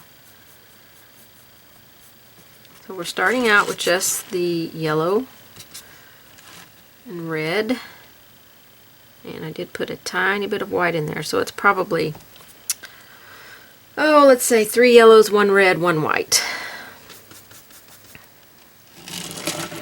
And then this is where I want my highlight, or my raised part to be, so I'm going to highlight right there and pull it out, and then take the water edge and just kind of soften that out.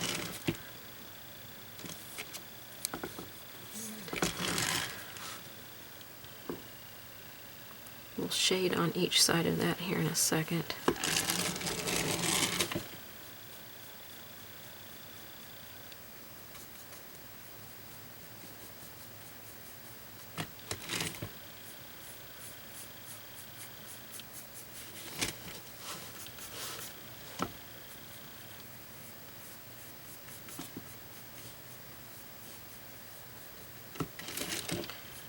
On the outer edge of this one.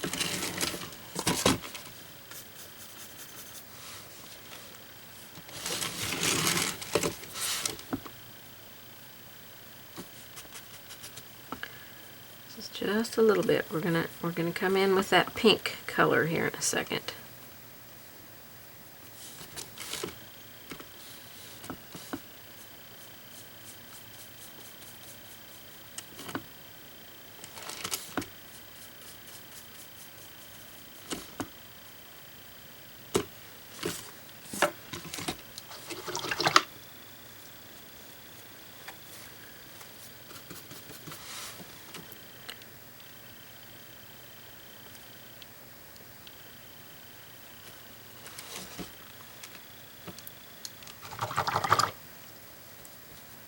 Okay, that was our first highlight. Now it's not a whole lot. It's not going to make things pop tons, but it's just starting to get us where we need to go. Okay.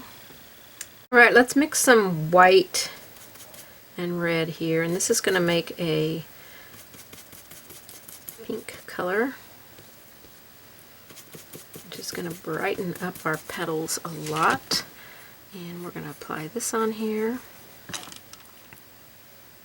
in our highlight area. So we needed that orange to kind of start the highlight process, because if we'd gone straight from the white and red mix, it would have been just kind of a drastic highlight change there.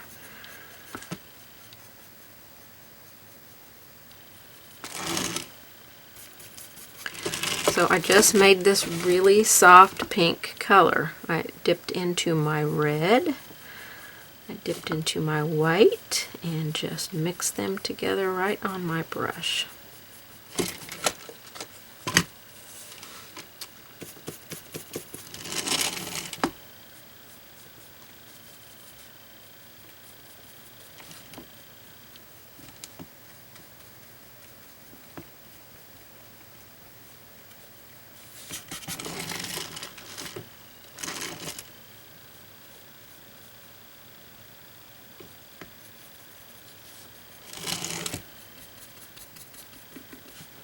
You can kind of walk it out into the petal a little bit. It's going to help create a little bit better form on your petals.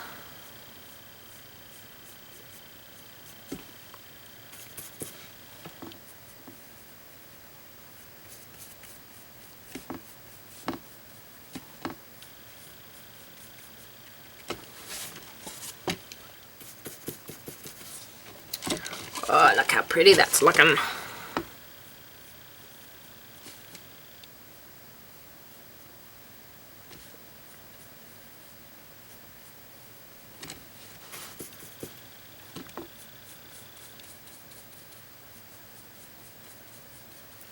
Red and white mix, creating this really pretty pink.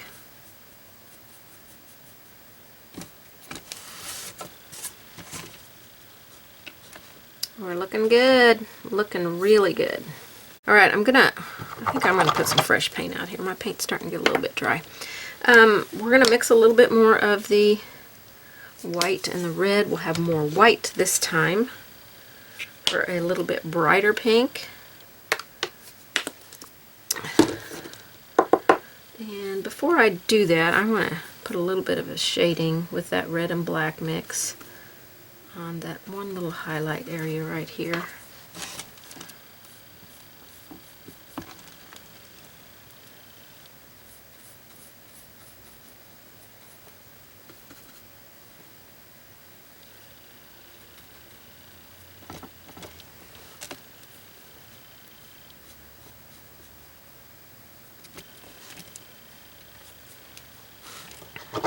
And then when we add our brighter highlights on there, that's going to give it a little bit more of a raised effect there.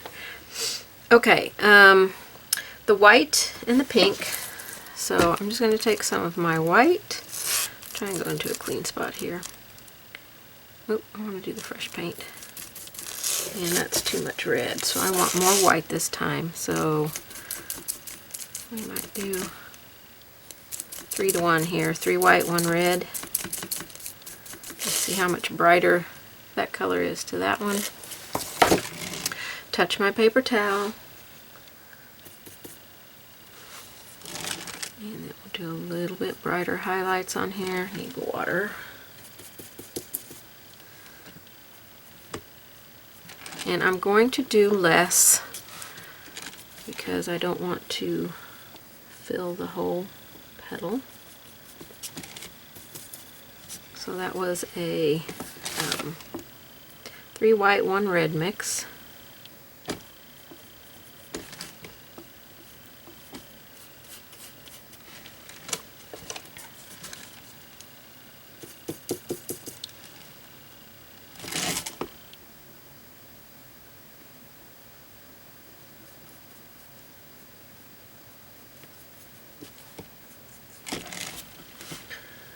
A little bit more water.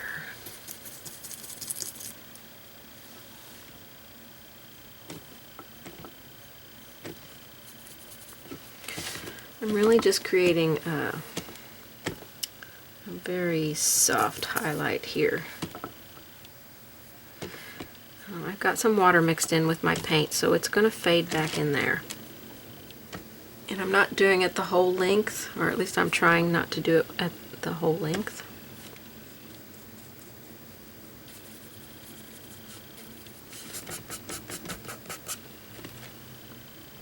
I'm going to add a tiny bit more white into the mix.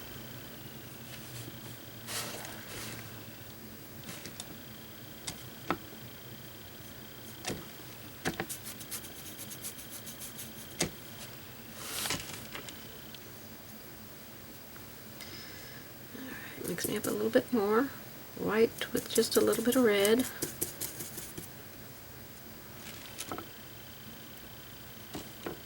If you need that ratio, it's probably 3 whites to 1 red.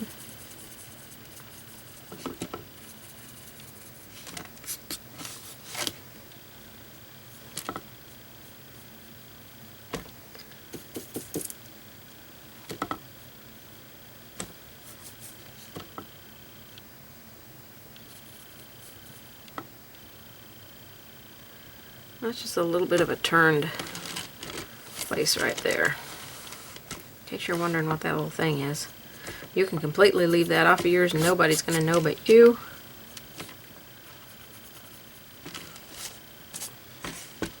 Okay, we're ready to wash some red over this now and then do our final bright little highlight on here of white. I've got my fresh white out, so we're going to work on our highlights here. It's going to be, oh no, before we do the highlights we got to do the wash. almost skipped that, even though I just said let's make a wash, and then I skipped right over it. So you know, wash is mostly water with a little bit of our paint in it. You're tinting water at this point, and then we're just going to wash this over everything in our red areas. Go right over your highlights, right over your shading. Stay off of your yellow. This is a super fun way to get to that, an easy way to get that red to pop back out if you've gotten your shadows a little bit darker than what you want, or your highlights a little bit not quite how you want. This is going to tone all that down and bring it back into that red, that rich, beautiful red that we want on here.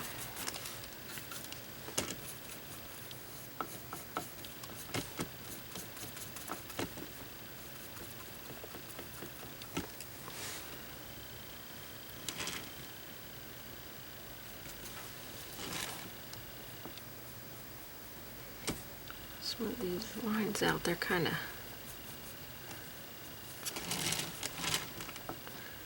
jaggedy waggedy.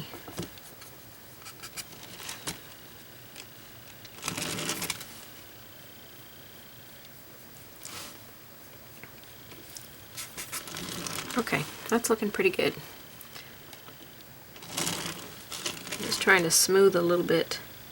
Some of our edges are not quite like they need to be. This needs a little bit darker shading behind it.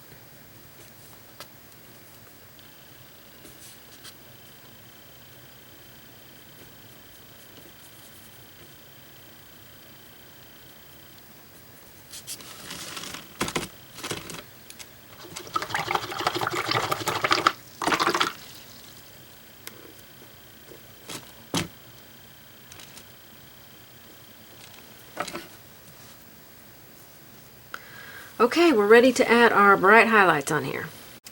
Alright, now if you want this to be more pastel-y in colors, just add your base color, just add more white. Like to the red, I didn't add any white to it, but you could add a little bit of white to it and make the red a little bit more on the pink value, and then shade with the reds, okay? Or with just the red, maybe a tiny bit of black mixed in. You could even mix a little bit of green in with the red to darken it.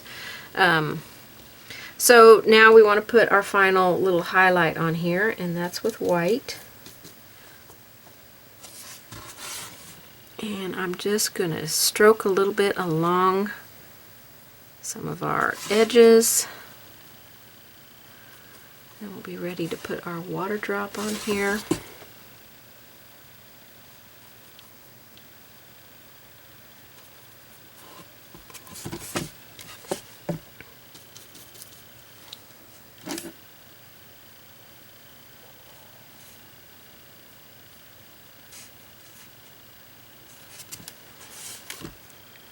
So pretty.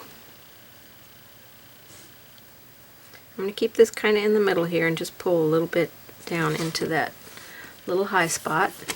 Not let it get too wide. I just made like a little backward C right there in the dip of it.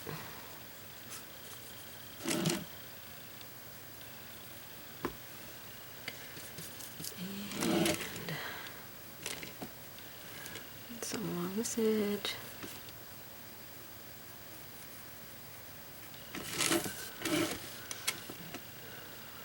Bring that a little bit. Take that down with my finger a little bit. That's a little bit brighter than what I wanted there.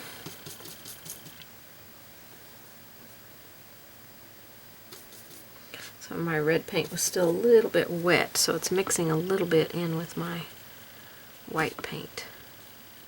So if that is happening to you, just at the end, when you look at it, take a picture of it, stand back from it, squint your eyes, see what you see, and you can add a little bit more of the red wash on it, or, I mean, you can brighten the highlight Or you can add more of the red wash on it if you feel like it needs it. Too much water in my brush.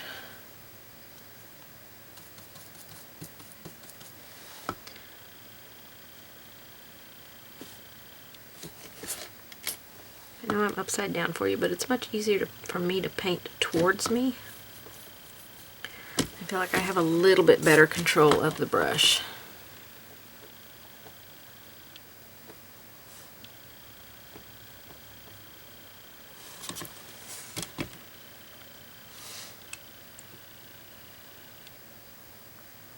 Okay, I think that looks pretty good. Like I said, you can wash over it with another layer of the wash if you want before you put your final bright highlight on there.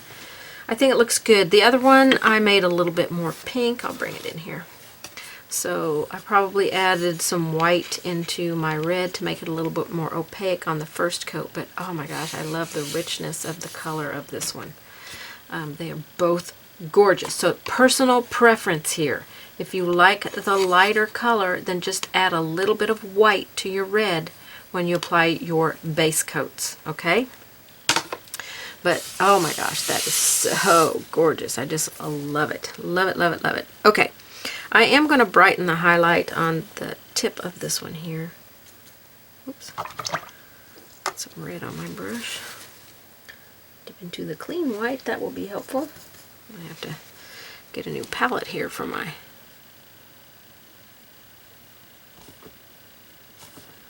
This is the one I want to brighten right here.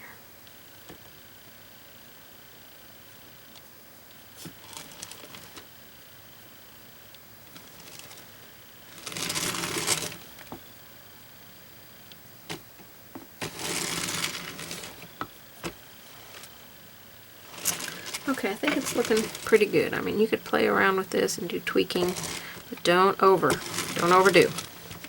It's very easy to overdo very quickly.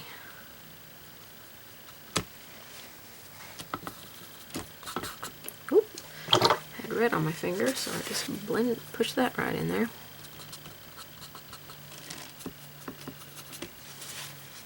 Guess I'll clean my finger off.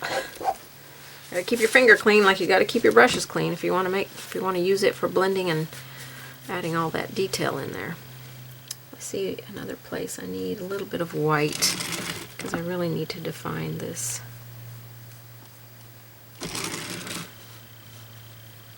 Maybe not all the way down. Just right there.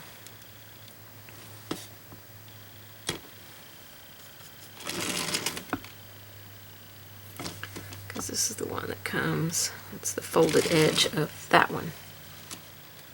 Alright, that's looking pretty good. So just play around with it, do tweaking, increase color depth if you need to.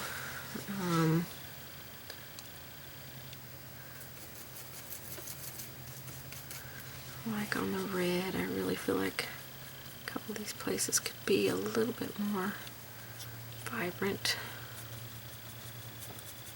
So I'm just going to shade in a little bit more of the red.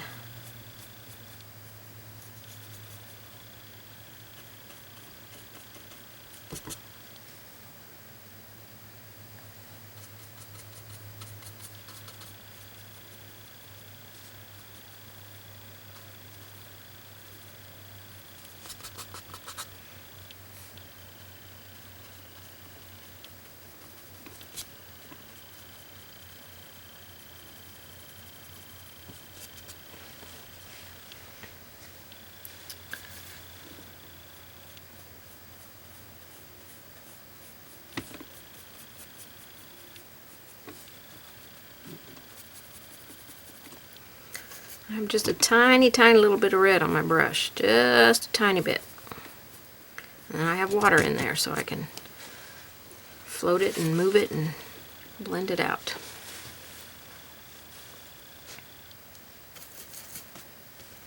I just want to make a couple of these places on the yellow one a little bit darker.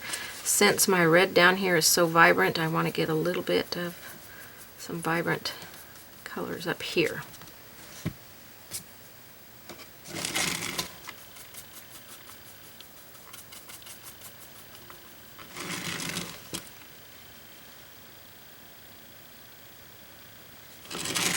think we're looking pretty good.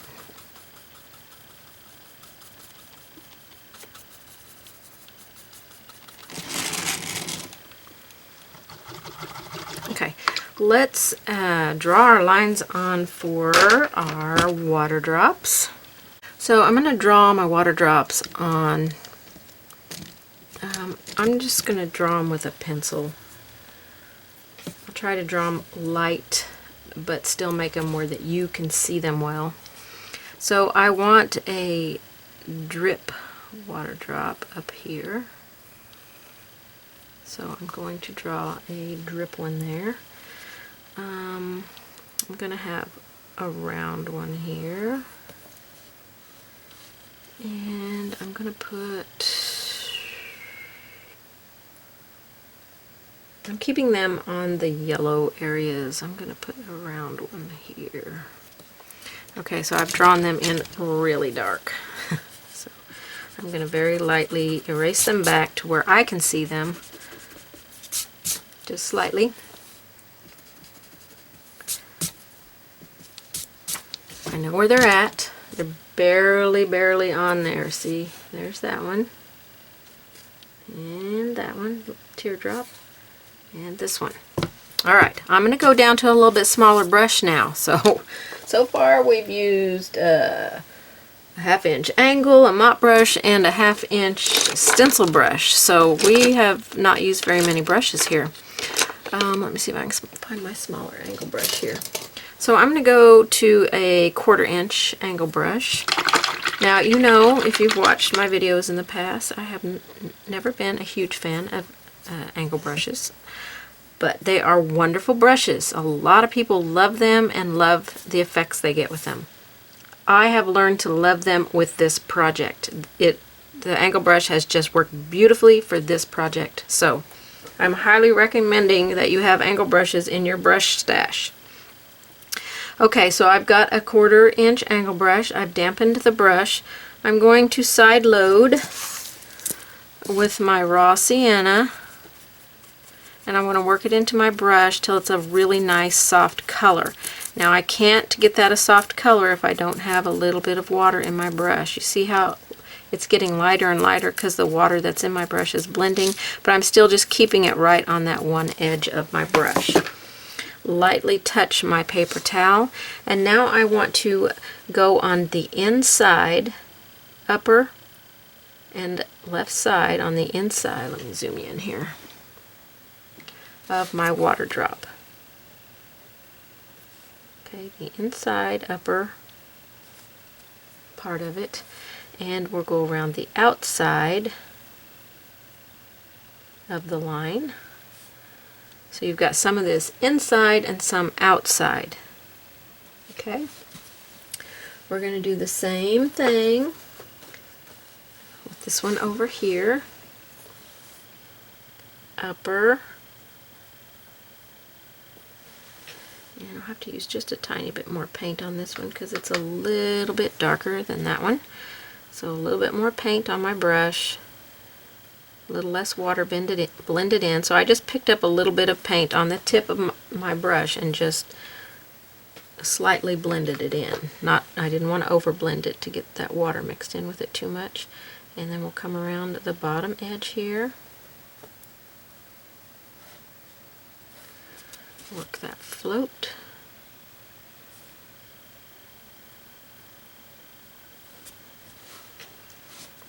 I'm going to do that a little bit darker on that one because it is a darker petal.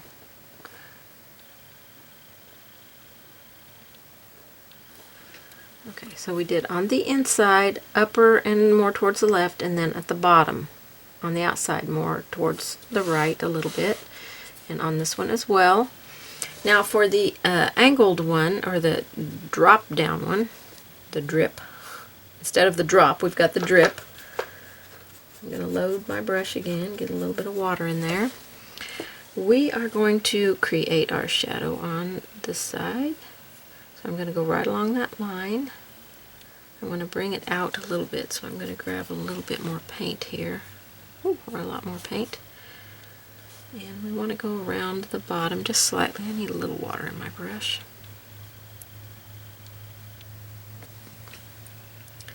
Get a little bit more paint because I need to shape that just a little bit better.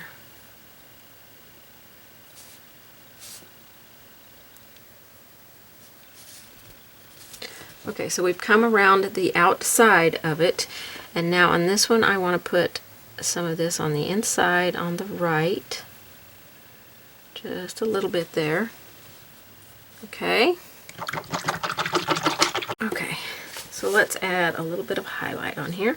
We're going to take our white, and after we get our white on, we can see if we need to go back around. This one I already know I'm going to have to go back around the outside of it. But the highlight on this one, let me flip it around. It's much easier to paint towards yourself. We're going to put the highlight on this edge, coming up a little bit more white, and we're going to put a little dot there. I'm not going to put the dot there yet because I think I want to darken that just a little bit. So for now we're just going to work on doing the light edge, and then I will repeat that raw sienna a little bit. We're going to put on that edge. I don't want it to look like there's a line across there, so. And then on this one, you're making like a C stroke. You're following the shape of that circle, so don't let it get out of control there, okay? I'm going to come back in and darken those shadings. So raw sienna, a little bit of water in my brush. Okay, I want this to be darker out here and a little bit in there.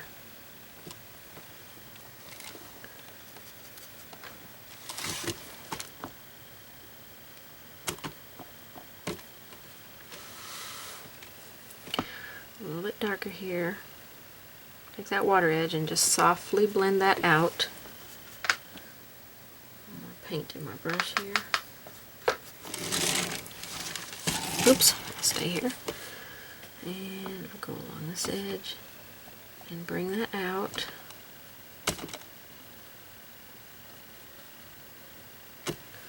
And make that a little darker there.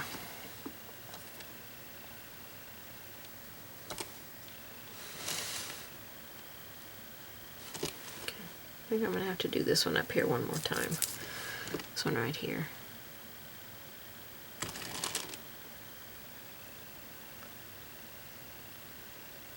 I'm going to shape that circle just a little bit better when I redo my white, which I'm going to do right now.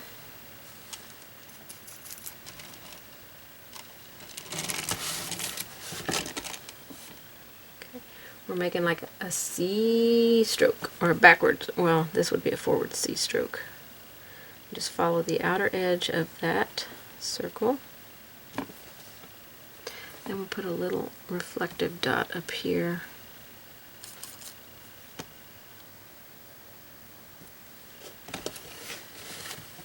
Okay. And on this one down here, again, we're going to make a C stroke.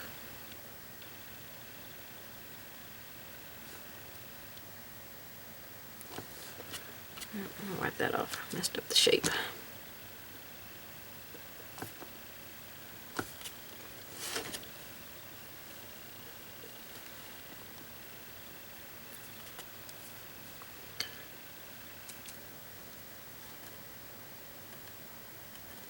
And a little dot right there.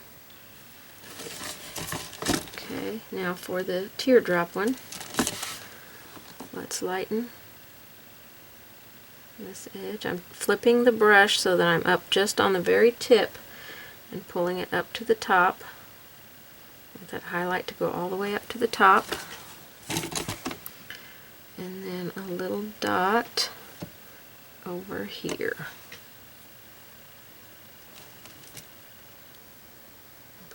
Bring a little bit of that highlight down on the bottom. Okay, let's zoom out because that's going to make all the difference in the world. how those look. If you feel like you've gotten too much white in there, you can take a little bit of your yellow, which my yellow was all dried out, and just kind of wash some of that yellow back in there.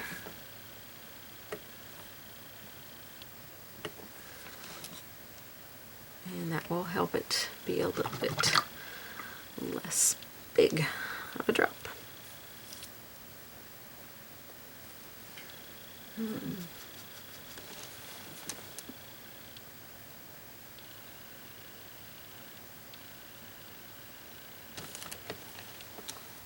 I just put a little bit, just a tiny little lining of paint on that side. Let me zoom in so you can kind of see it. Just took the very tip of my brush. I had just a tiny little bit of paint and just kind of came down that edge just a little bit. Just wanted to define it a little bit more. It wasn't quite defined well enough for me. Okay, look at those water drops. Aren't they beautiful? And water drops are seriously as easy as that. So you should never ever have to stress out about water drops ever again, because they are super crazy easy. Okay, so now we're going to get ready to paint our leaves. Okay, I had to get a new plate out. My other one was just too messy. Kind of filled up. I didn't have any spot left to mix paint. So for our leaves, we are going to get out Carbon Black, Medium Green, Hansa Yellow, Raw Sienna, and Titanium White. Those are the colors we're going to use in our leaves.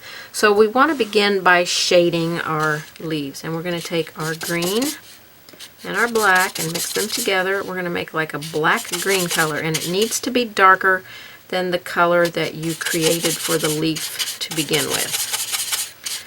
And I got some water still spritzed on my palette over there, so I'm going to work this together to make this dark black green, and I'm going to see if it's going to be dark enough to put in here. So that's a V or a triangle, so I'm going to push it in there and round it out. This leaf's going to be pretty dark mostly because it's underneath the flower and kind of hidden by that petal.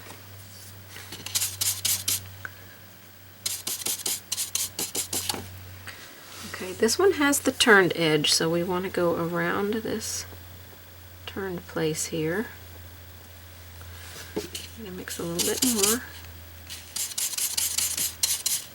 I dip one time into each color. If it's a little too dark, I'll go grab a little bit more green and mix in there. If it's a little too light, I'll grab a little bit of the black to put in there. It's going to be based all on your color value that you mixed for your leaves.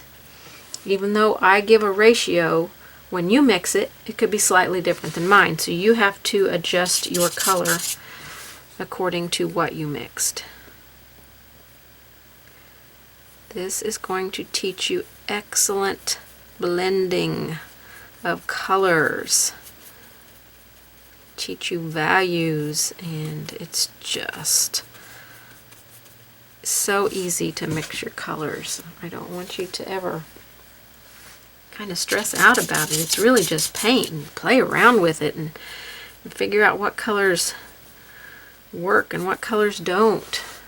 So we went underneath the turn place next to the petal and a little bit down here in the front. I did not take it all the way down. I stopped because we're going to have a highlight coming along that edge. Okay, we're going to come back and do the center veins in a minute. I want to get all of the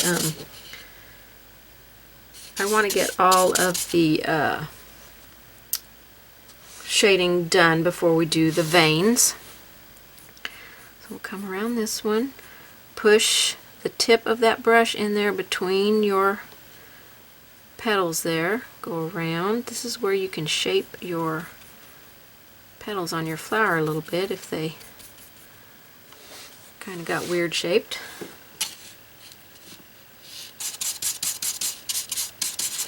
Alright, we have this one that's turned up here. So we're going to do that backwards C float there. Pull a little bit down on the bottom edge. We'll have our highlight over here. This is the part that's going to get the light on it. mix just a little bit more here. I want a lot of paint on my brush because I have a long ways to go across this particular leaf.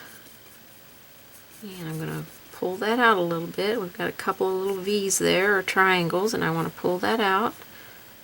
Got a little triangle there, so I want to pull some of that out, but I'm not going to take this down that whole edge because that's a highlight right there. I mostly just want to shade around that petal, okay?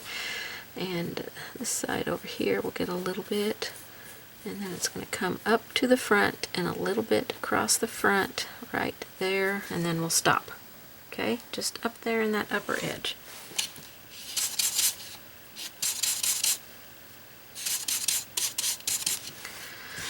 Okay, let's go down here and do this one. I think I need just a tiny bit more black mixed in there. And next to this one, because this leaf is behind that, and I've got a couple of V's, so you want to round that out, pull it out. Okay, there's our first shading on those leaves. Let's do these leaves down here. This one has a turned edge. Again, we're going to turn that, shade that right there, kind of pull it down. And mix some more, get some water. A little bit more green in there. Okay, this one we're going to have a little bit of shading right here.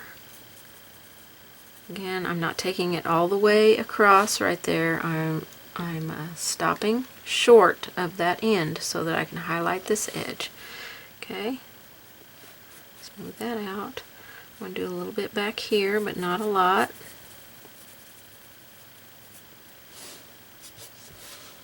Okay, this one here, see if I can get you on camera for this one.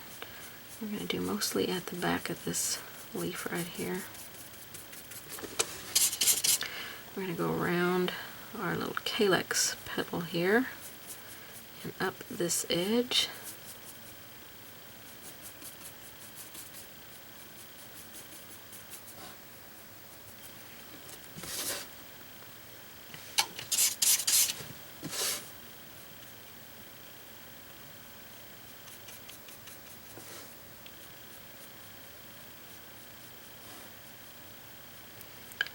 Down the sides of, I'm up on the tip of the brush when I do this. I'm going down each side of the stem, but I'm up on the tip, almost lining it, but because I have that worked into my brush for a float, it's got a little bit of water in there, so I can just softly go down that and not have to worry about it being...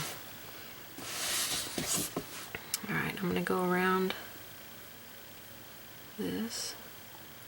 I should have finished my sentence there, not have to worry about it being like just a line going down it. A little bit more mix here. So I want that to be a little darker right there. And right here. And bring that along that edge just a little bit. And then this one underneath, I'm up on the tip of the brush because I just want a little bit of paint in there. I don't want to lay my brush flat and fill that whole thing in right there. Just up on the tip, just filling in next to that flower petal right there. Okay. So let me wide angle out. You know what? I think I'm going to. Well, let me look at it a little bit. Yeah, that's looking pretty good. Okay, before I go, I've decided one more place I want to shade on here. I'm going to shade a little bit on each side of this because I want to make this to look a little raised. Just a little bit. Okay, don't fill that whole side in.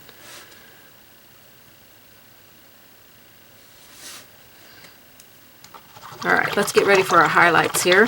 Okay, I forgot that I wanted to add some vein lines in here with this color that we shaded with. So we've got our center vein, but I want to create some veins coming off the side. And then there'll be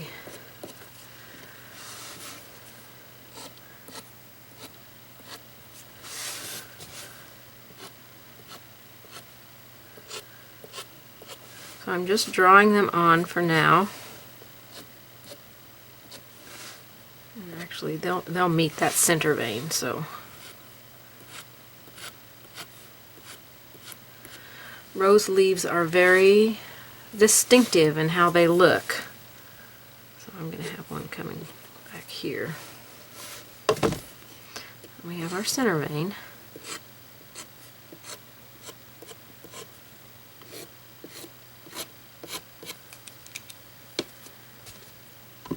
That's a very big leaf for a rose, but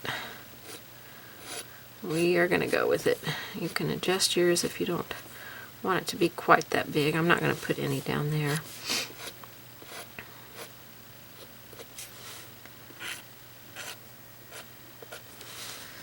Okay, so we've got our veins drawn in here.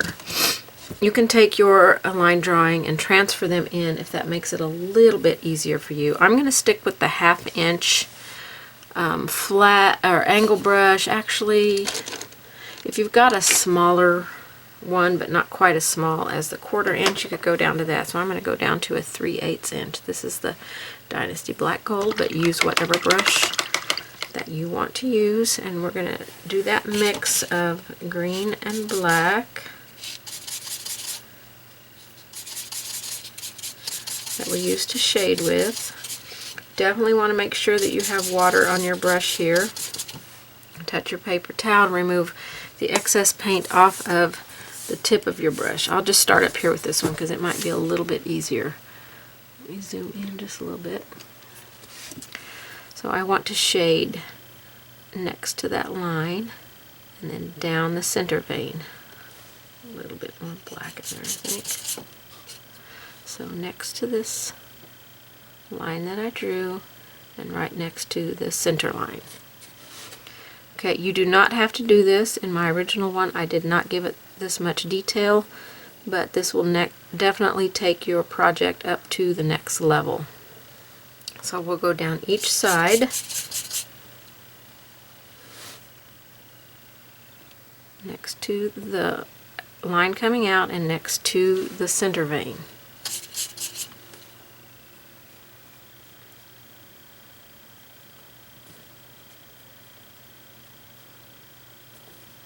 When we erase those lines out of there, you're going to see how that really makes that pop. So we'll go to this one here. Ooh, a lot of paint there. And go next to that vein and down the center vein.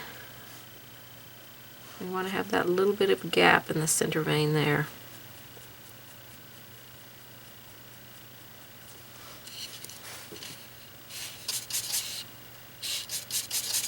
Mix a little bit more here. A little bit more black.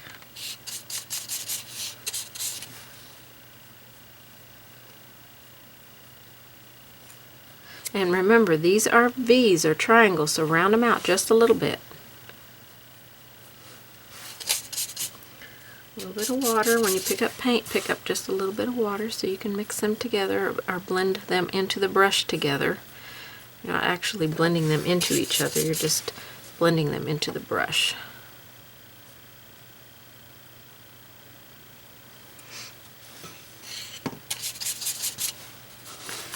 And we'll do all the leaves the exact same way here. Down that side vein, over to the center vein, and along it, a little bit of a V, so round it out.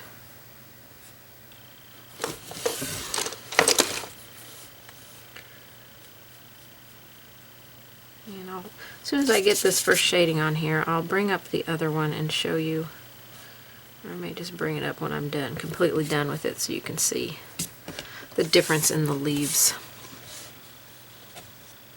But I made this rose a little bit richer color, so I wanted to make the leaves a little bit more. I'm just going to do one more on camera here, Then I'll go off camera and finish the other ones because they're all done exactly the same way. Just repetitive stuff here, so we don't need to watch it all. Alright, here we go. Down this vein. I'm going to go around, and like there is a center vein there, but we can't see that center vein. Down, down, round it out a little bit, down to the center, pull it down, round it, down to the center, pull it down, round it, and we'll give that a little bit of a vein there.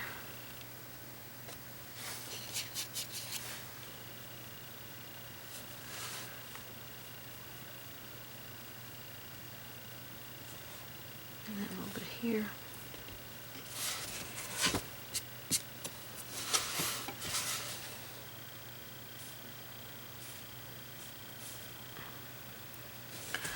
Okay, so you know, you're getting a good idea of how they're going to look. They really should not be straight out like this. They should be angled down towards the end of the leaf. So I'm going to finish these last three right here off camera. I have them painted in, so I'm going to erase my center veins, or my line drawings that I put in here. And you'll get a good idea of how the veins look without the bright lines on there. I forgot to do that one. And I forgot to do that one.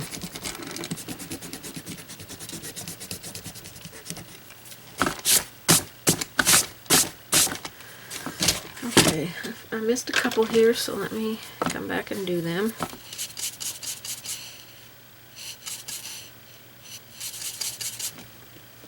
Forgot to do this one. Way too much water in my brush here.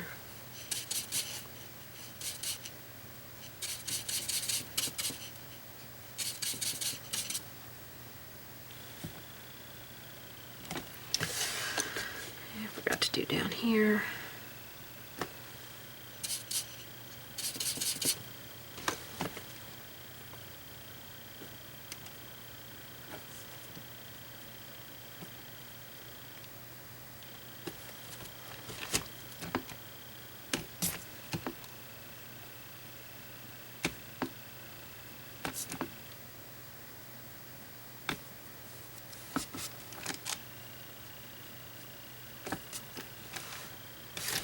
On camera for that one, right?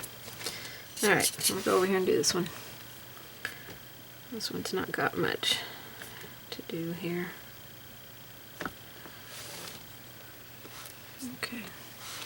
I think I got those now. So I'll remove.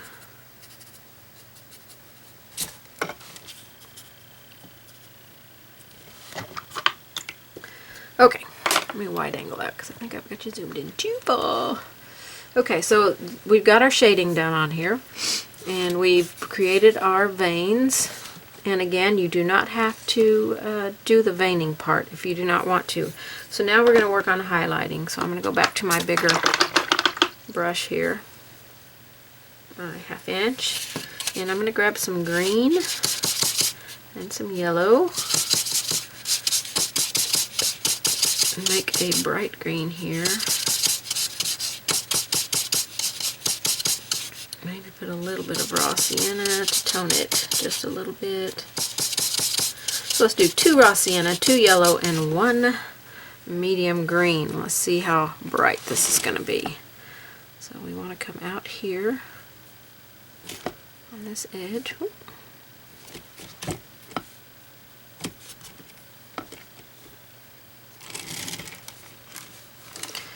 I'm going to go along this edge. I'm going to do the edges before I go and do the veins.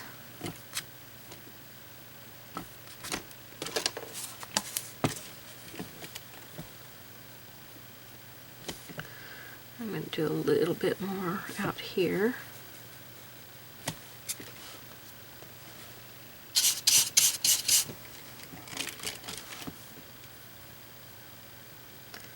Along this edge. Ooh, stay off the background. That's a bright color for the background.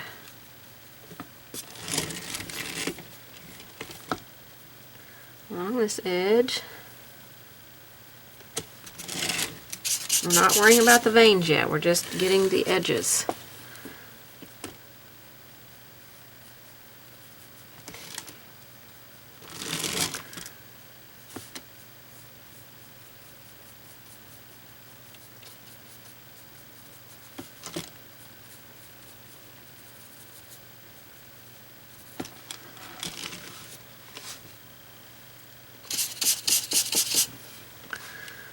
Well, that one's just going to have some highlighting on the veins themselves, so I'm not going to worry about putting any paint in there.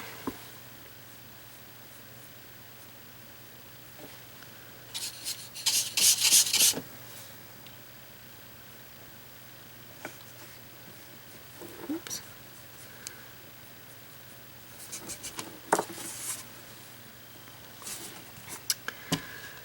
This one, we're going to go along this outside edge. I'm going to have to mix up a little bit more. So that was 1 green, 2 yellow, 2 raw sienna.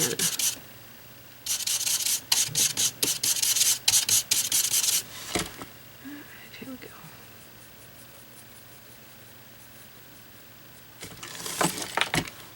And a little bit on the side. Move that down with the water edge. And then we have this one here. And I hope I kept you on camera for all that. Just kind of scoot a little bit along the edge.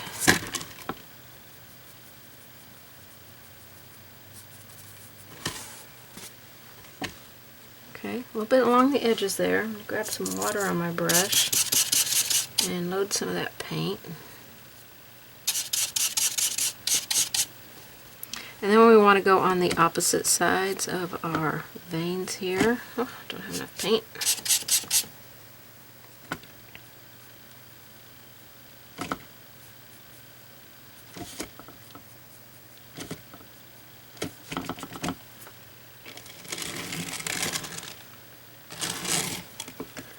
Alright.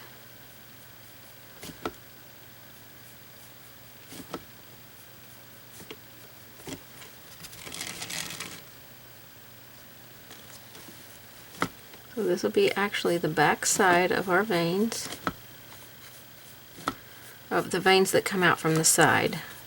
We won't be having it go down the center.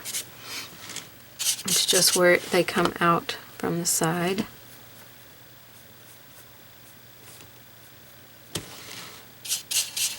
We're going to brighten the highlight in a few places.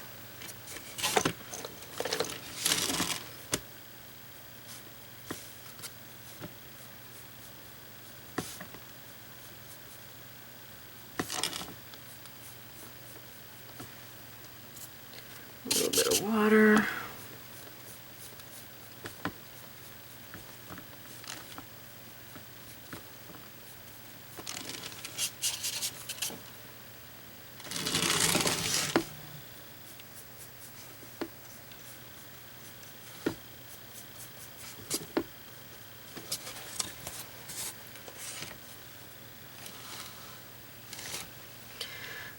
This way with the veins, it just creates a lot more detail in them, but like I said, you can go whichever way is more pleasing to you.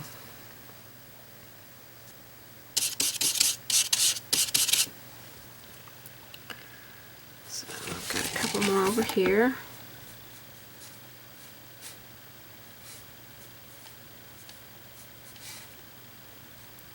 I had a vein right there.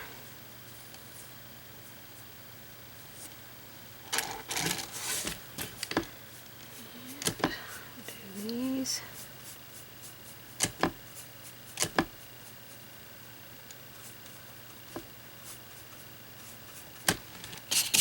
little bit more paint here.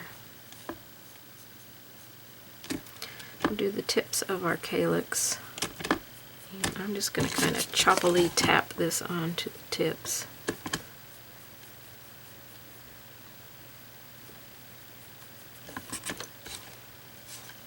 And then I'm going to go down the center of our stem.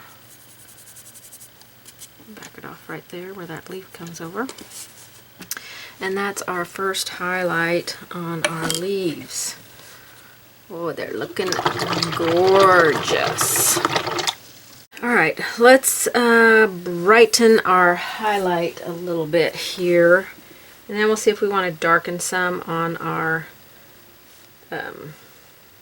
leaves.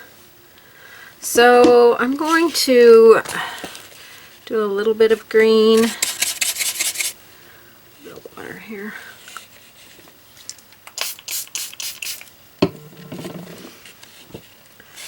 And yellow. No raw sienna this time. And some white. I want it to be brighter than what our previous highlight was. And we don't want to do every place that we did before. But we do want some. I'm going to wipe a little bit of that off the tip of my brush. I want to put a little bit of this down the center vein. Wipe that back with my finger. That was a little bit brighter than what I wanted. Okay, so I'm going to just almost dry brush a little bit on there and then take it back with my finger. I'm going to do a little bit more on this edge.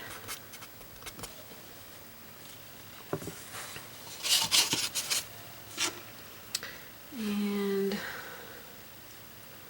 let's see. Right here definitely needs to be some brightness. Smooth that out with my finger. A little bit here. I could probably go down to my smaller angle brush here. Probably would be a very good idea. Let's put some along this edge right here. Really want that to be bright.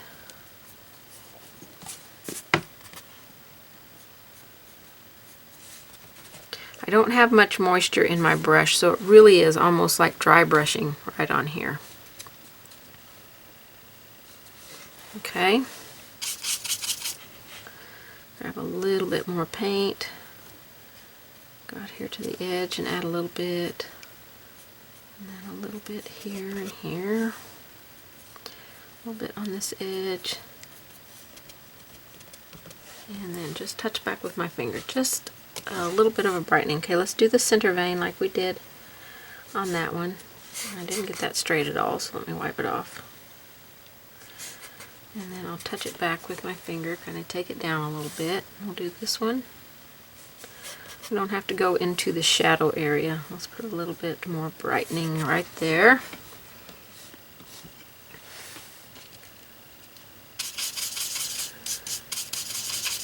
Alright, let's go down here to this one. A little bit out here on this edge, and then bring it into that area. A little bit here. Just a little dry brushing, not doing a whole lot here. I'll go along this edge and work some of that in, just drag some of that into our, in between our veins.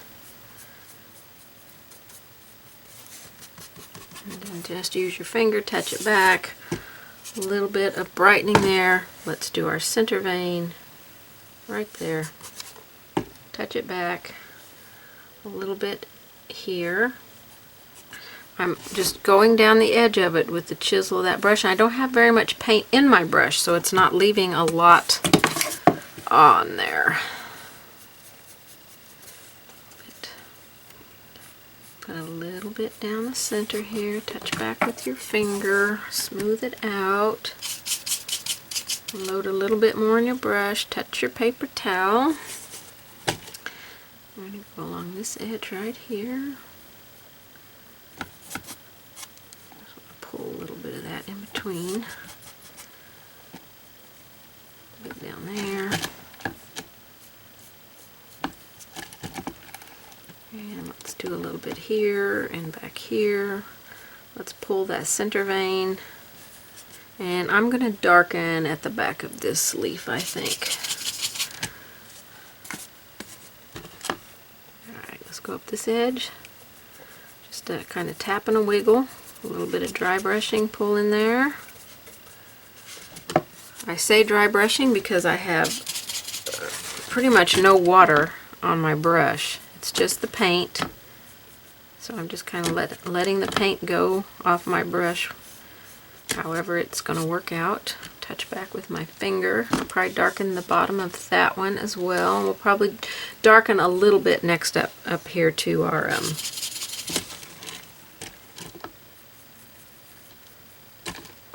rose a little bit, our petals.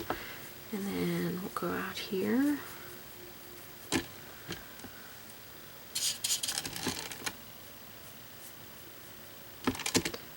Just want a little bit more on these calyx here. And then a little bit of dragging on the stem.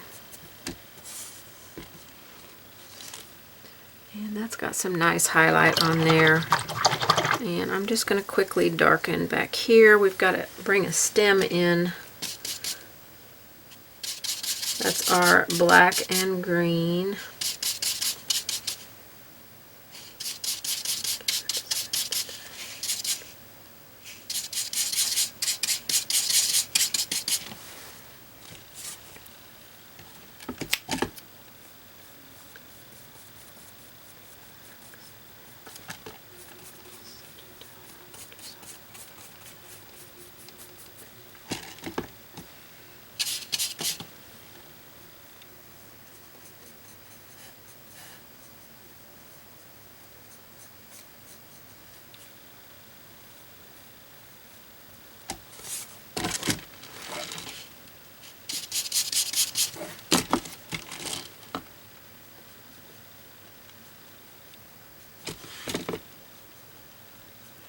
I'm just darkening a little bit. I don't have much paint on my brush, pretty much no water. Oops. Off of my petals there. I'm going to have to come back and redo that highlight right there on that rose petal. And I think we're pretty good here. I think we have this pretty good.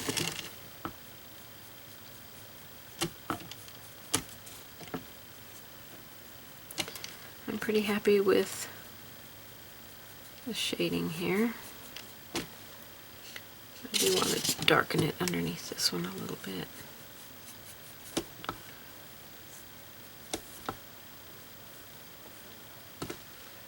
I'm going to get mostly black with just a tiny bit of green.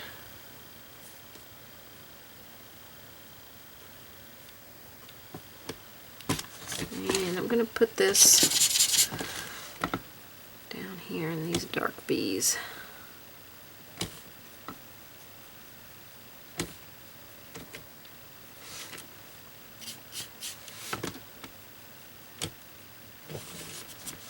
Just a little bit, don't get carried away. I've got this, I've got water in my brush, so I've thinned it down to where it will just come off of my brush nice and easy, not leave a lot of hard colors on there. No bold, bright black on here. We don't want that. Okay. Let's take, I think I'm going to take just yellow and add one final bright little highlight on our leaves. I don't even know if this will pop or not because of the color we put on before, so I'm just going to put it in a few places. And again, I have paint but hardly no water on my brush, but I do need a little bit. I'm going to be able to smooth out. This is just straight yellow, hands of yellow. And just a few places.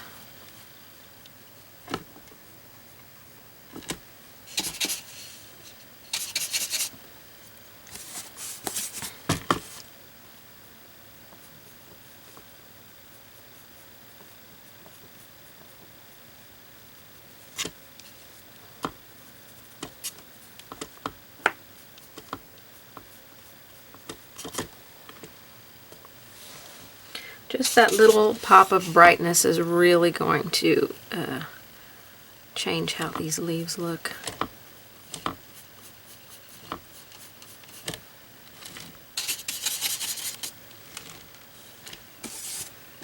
Grab a little bit of water on my brush.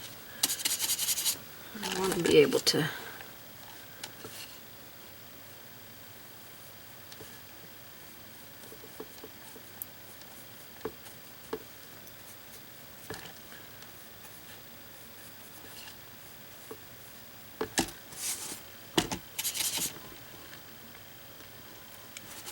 I mean, that just a small amount of bright pop on here just changes everything.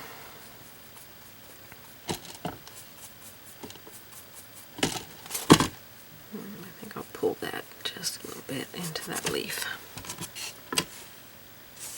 I want to put a little bit along this edge. Right there where it lays over that other leaf. And I've still got to put my stem on here.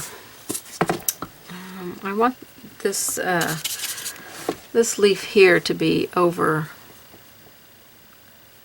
the stem, so I'm going to put a little bit of this on here. Just a little highlight right there. That's all you need. So let's add a stem on here. Now, I want you to use whatever brush you are comfortable with. I don't want to have to get another extra brush out, so you use a detail liner if you want to. I'm just going to use this 1/4 inch angle, and I'm going to mix a little bit of the green and the black. A little bit of water in my brush. Blend, blend, blend. And I want this come around like this. Okay, let me zoom in just a little bit. So I took it from here to here and wrapped it around. Alright, I'm going to touch up a couple of highlight places. Like I got some green paint there, which is fine. You don't have to necessarily cover up the green paint. I want that to be just a tad brighter there. And there. And I'm going to wide angle out so we can see our rose. Oh, isn't that just so pretty? I love it. Okay, so now we just need to finish up the edge. We're almost done with this piece. So for our edge, we are going to get a different brush. So we still don't have very many brushes, so what a fun project to not have to use a lot of brushes on. Let's grab a round brush. I'm going to grab a number 4 round. And we're going to want some black paint. And we'll load up with some black paint here. I'm going to get a little bit of water in it so it can move. I've got kind of a wild hair on this brush. I think I'm going to have to clip that hair off.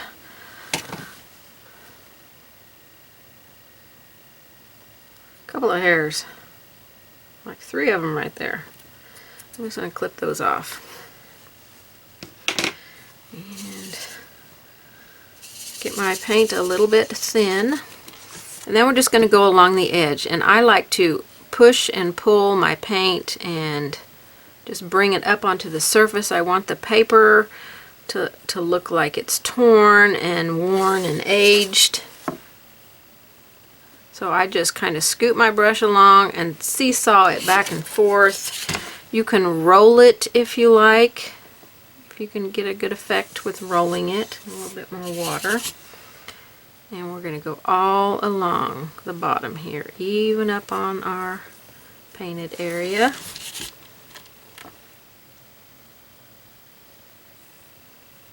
Just back and forth.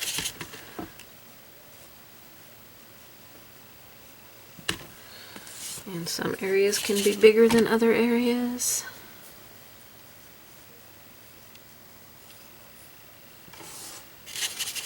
And just keep it going all the way around. Just back and forth, back and forth, back and forth. Come up on it a little bit. A little bit more paint. Come up on it a little bit, and then you don't have to do this at all if you do not want to, if you don't want this look on yours. When I use paper like this, and even other papers, especially if I want it to look like an old sign, I will do this to it. I think that just looks so awesome. Now we need to let that dry so that we can just float a little bit around the edges. So while that is drying, now this is another optional step. If you don't want to do this, you don't have to, but I washed some colors into the background of this one. And I'm going to do that. I think on this one, I'm just going to do it with some black and create some. I'm going to get my mop brush so I can mop and smooth and just create some extra little dirty marks or whatever in here. Make the boards look a little worn and aged. We'll definitely be doing this on the edges. So while you have the brush, if your black paint is dry, I'm kind of dry on this edge because this was the first edge I started with. It's still wet right there, so I'll stay out of that. And just take a little bit around the edge, really aging the edges up a little bit. I put some of this up here. Take my mop brush and let me lock this in place. I don't want it spinning while I do this. Grab a little bit of water. I'm going to dampen that out a little bit. And then mop it.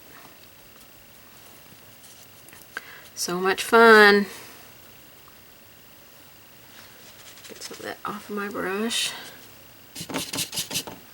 Alright, I'm going to go back down here and darken along this edge. I'm going right over my paint. I'm going to stay off my rose though, but over the leaves is fine. All the way around. If it gets too textury for you, just kind of mop it a little bit. I happen to like that, so I'm okay with it. Darken wherever you want to darken. And now you can see the difference between this side, and I am loving this over here where I've floated the black in there. Oops, I'm a little wild with my brush, so take that mop brush and clean and smooth. Alright, I'll wipe some of that paint off my brush. It got a little bit farther over than what I wanted. And we'll come up here.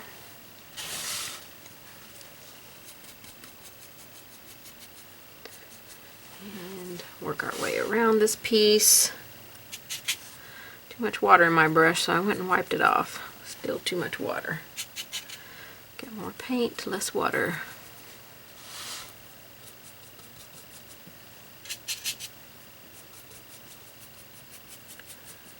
How fun. Fun, fun, fun.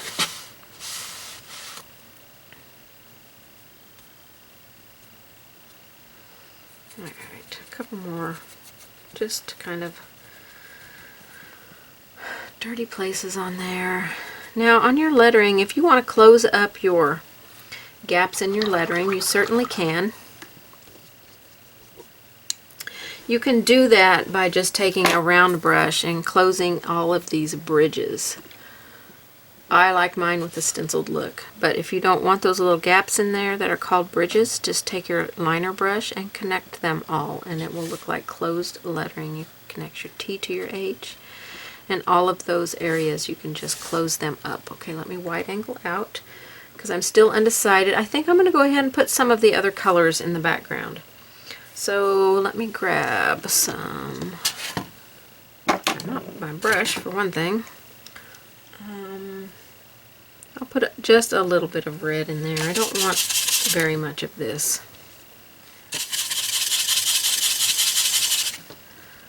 So I'll just put some in a couple of places. I'm going to lay it in there and then just mop around it so that I can kind of soften it out. I've got a little bit more water in with the red than I had in with the black, and so it's softening it down quite a bit more.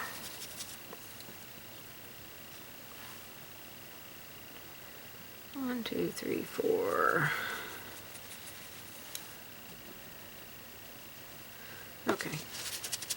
That's my red, and we can add just a little bit of green in there. I'm going to leave the red in my brush so I can dirty that green down and it won't be so bright. I don't want it to be bright. It was too bright when I put it on my other one.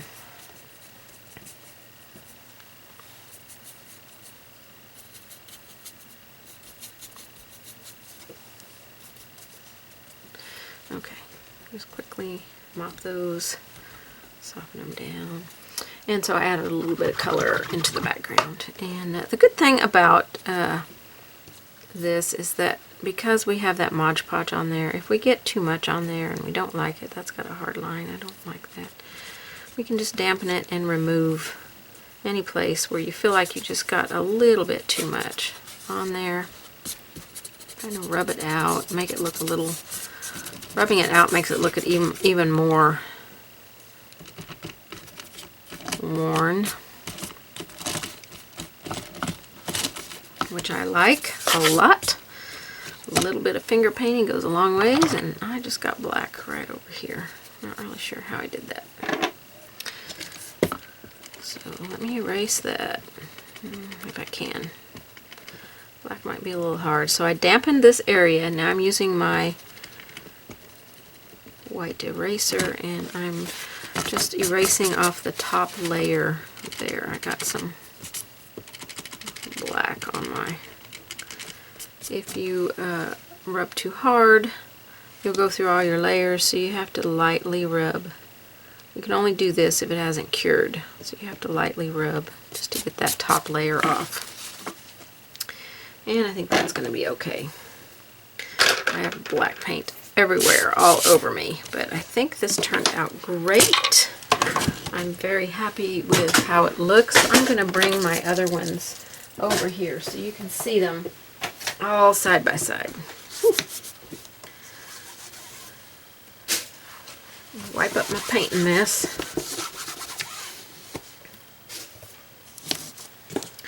Move some paint out of the way. I don't know that we'll be able to see them side by side, but there's that one. Here is the one I just did. These two are a lot more similar than this one. You can see this one has darker reds, richer reds. And I really love the colors on this one. I really like them both. They're both gorgeous, but this color of red goes well with the greens that I put in the leaves here. And then you can see these leaves are a little bit more simple. All I did was base coat them in with the medium green, add a little bit of black to shade them, the yellow and a little bit of green to highlight, and then highlight a little bit more with some yellow. It looks like I used a little bit of yellow and white mix, and that's all I did to the leaves. And that's just some red on there. I just put some red on there. Now you can add some red to these leaves as well, but I think it looks good. So there's the darker red, there's the lighter, because I mixed just a little bit of white with the base color there. And so we have all three of them. Try to get all three of them in camera shot. Plus we have the pillow. Now the pillow was done with fabric paints. Santa red. I used white and yellow. And then I don't remember, I had olive green. Olive green was the green that I had on hand. So I used that to base coat in, and then mixed a little black to darken and a little bit of my yellow to lighten. And that's what I did with the green. And then the red is Santa red. And I did not add any white to that. I just painted straight Santa red on there. And the yellow, I believe, is Hansa yellow. I don't have those paints down here, but I'm pretty sure it's a Hansa yellow as well, and then white. So it's basically the same colors, except for the red is a Santa red instead of a Naphthol red, and my green was olive green is what I used. So fun project.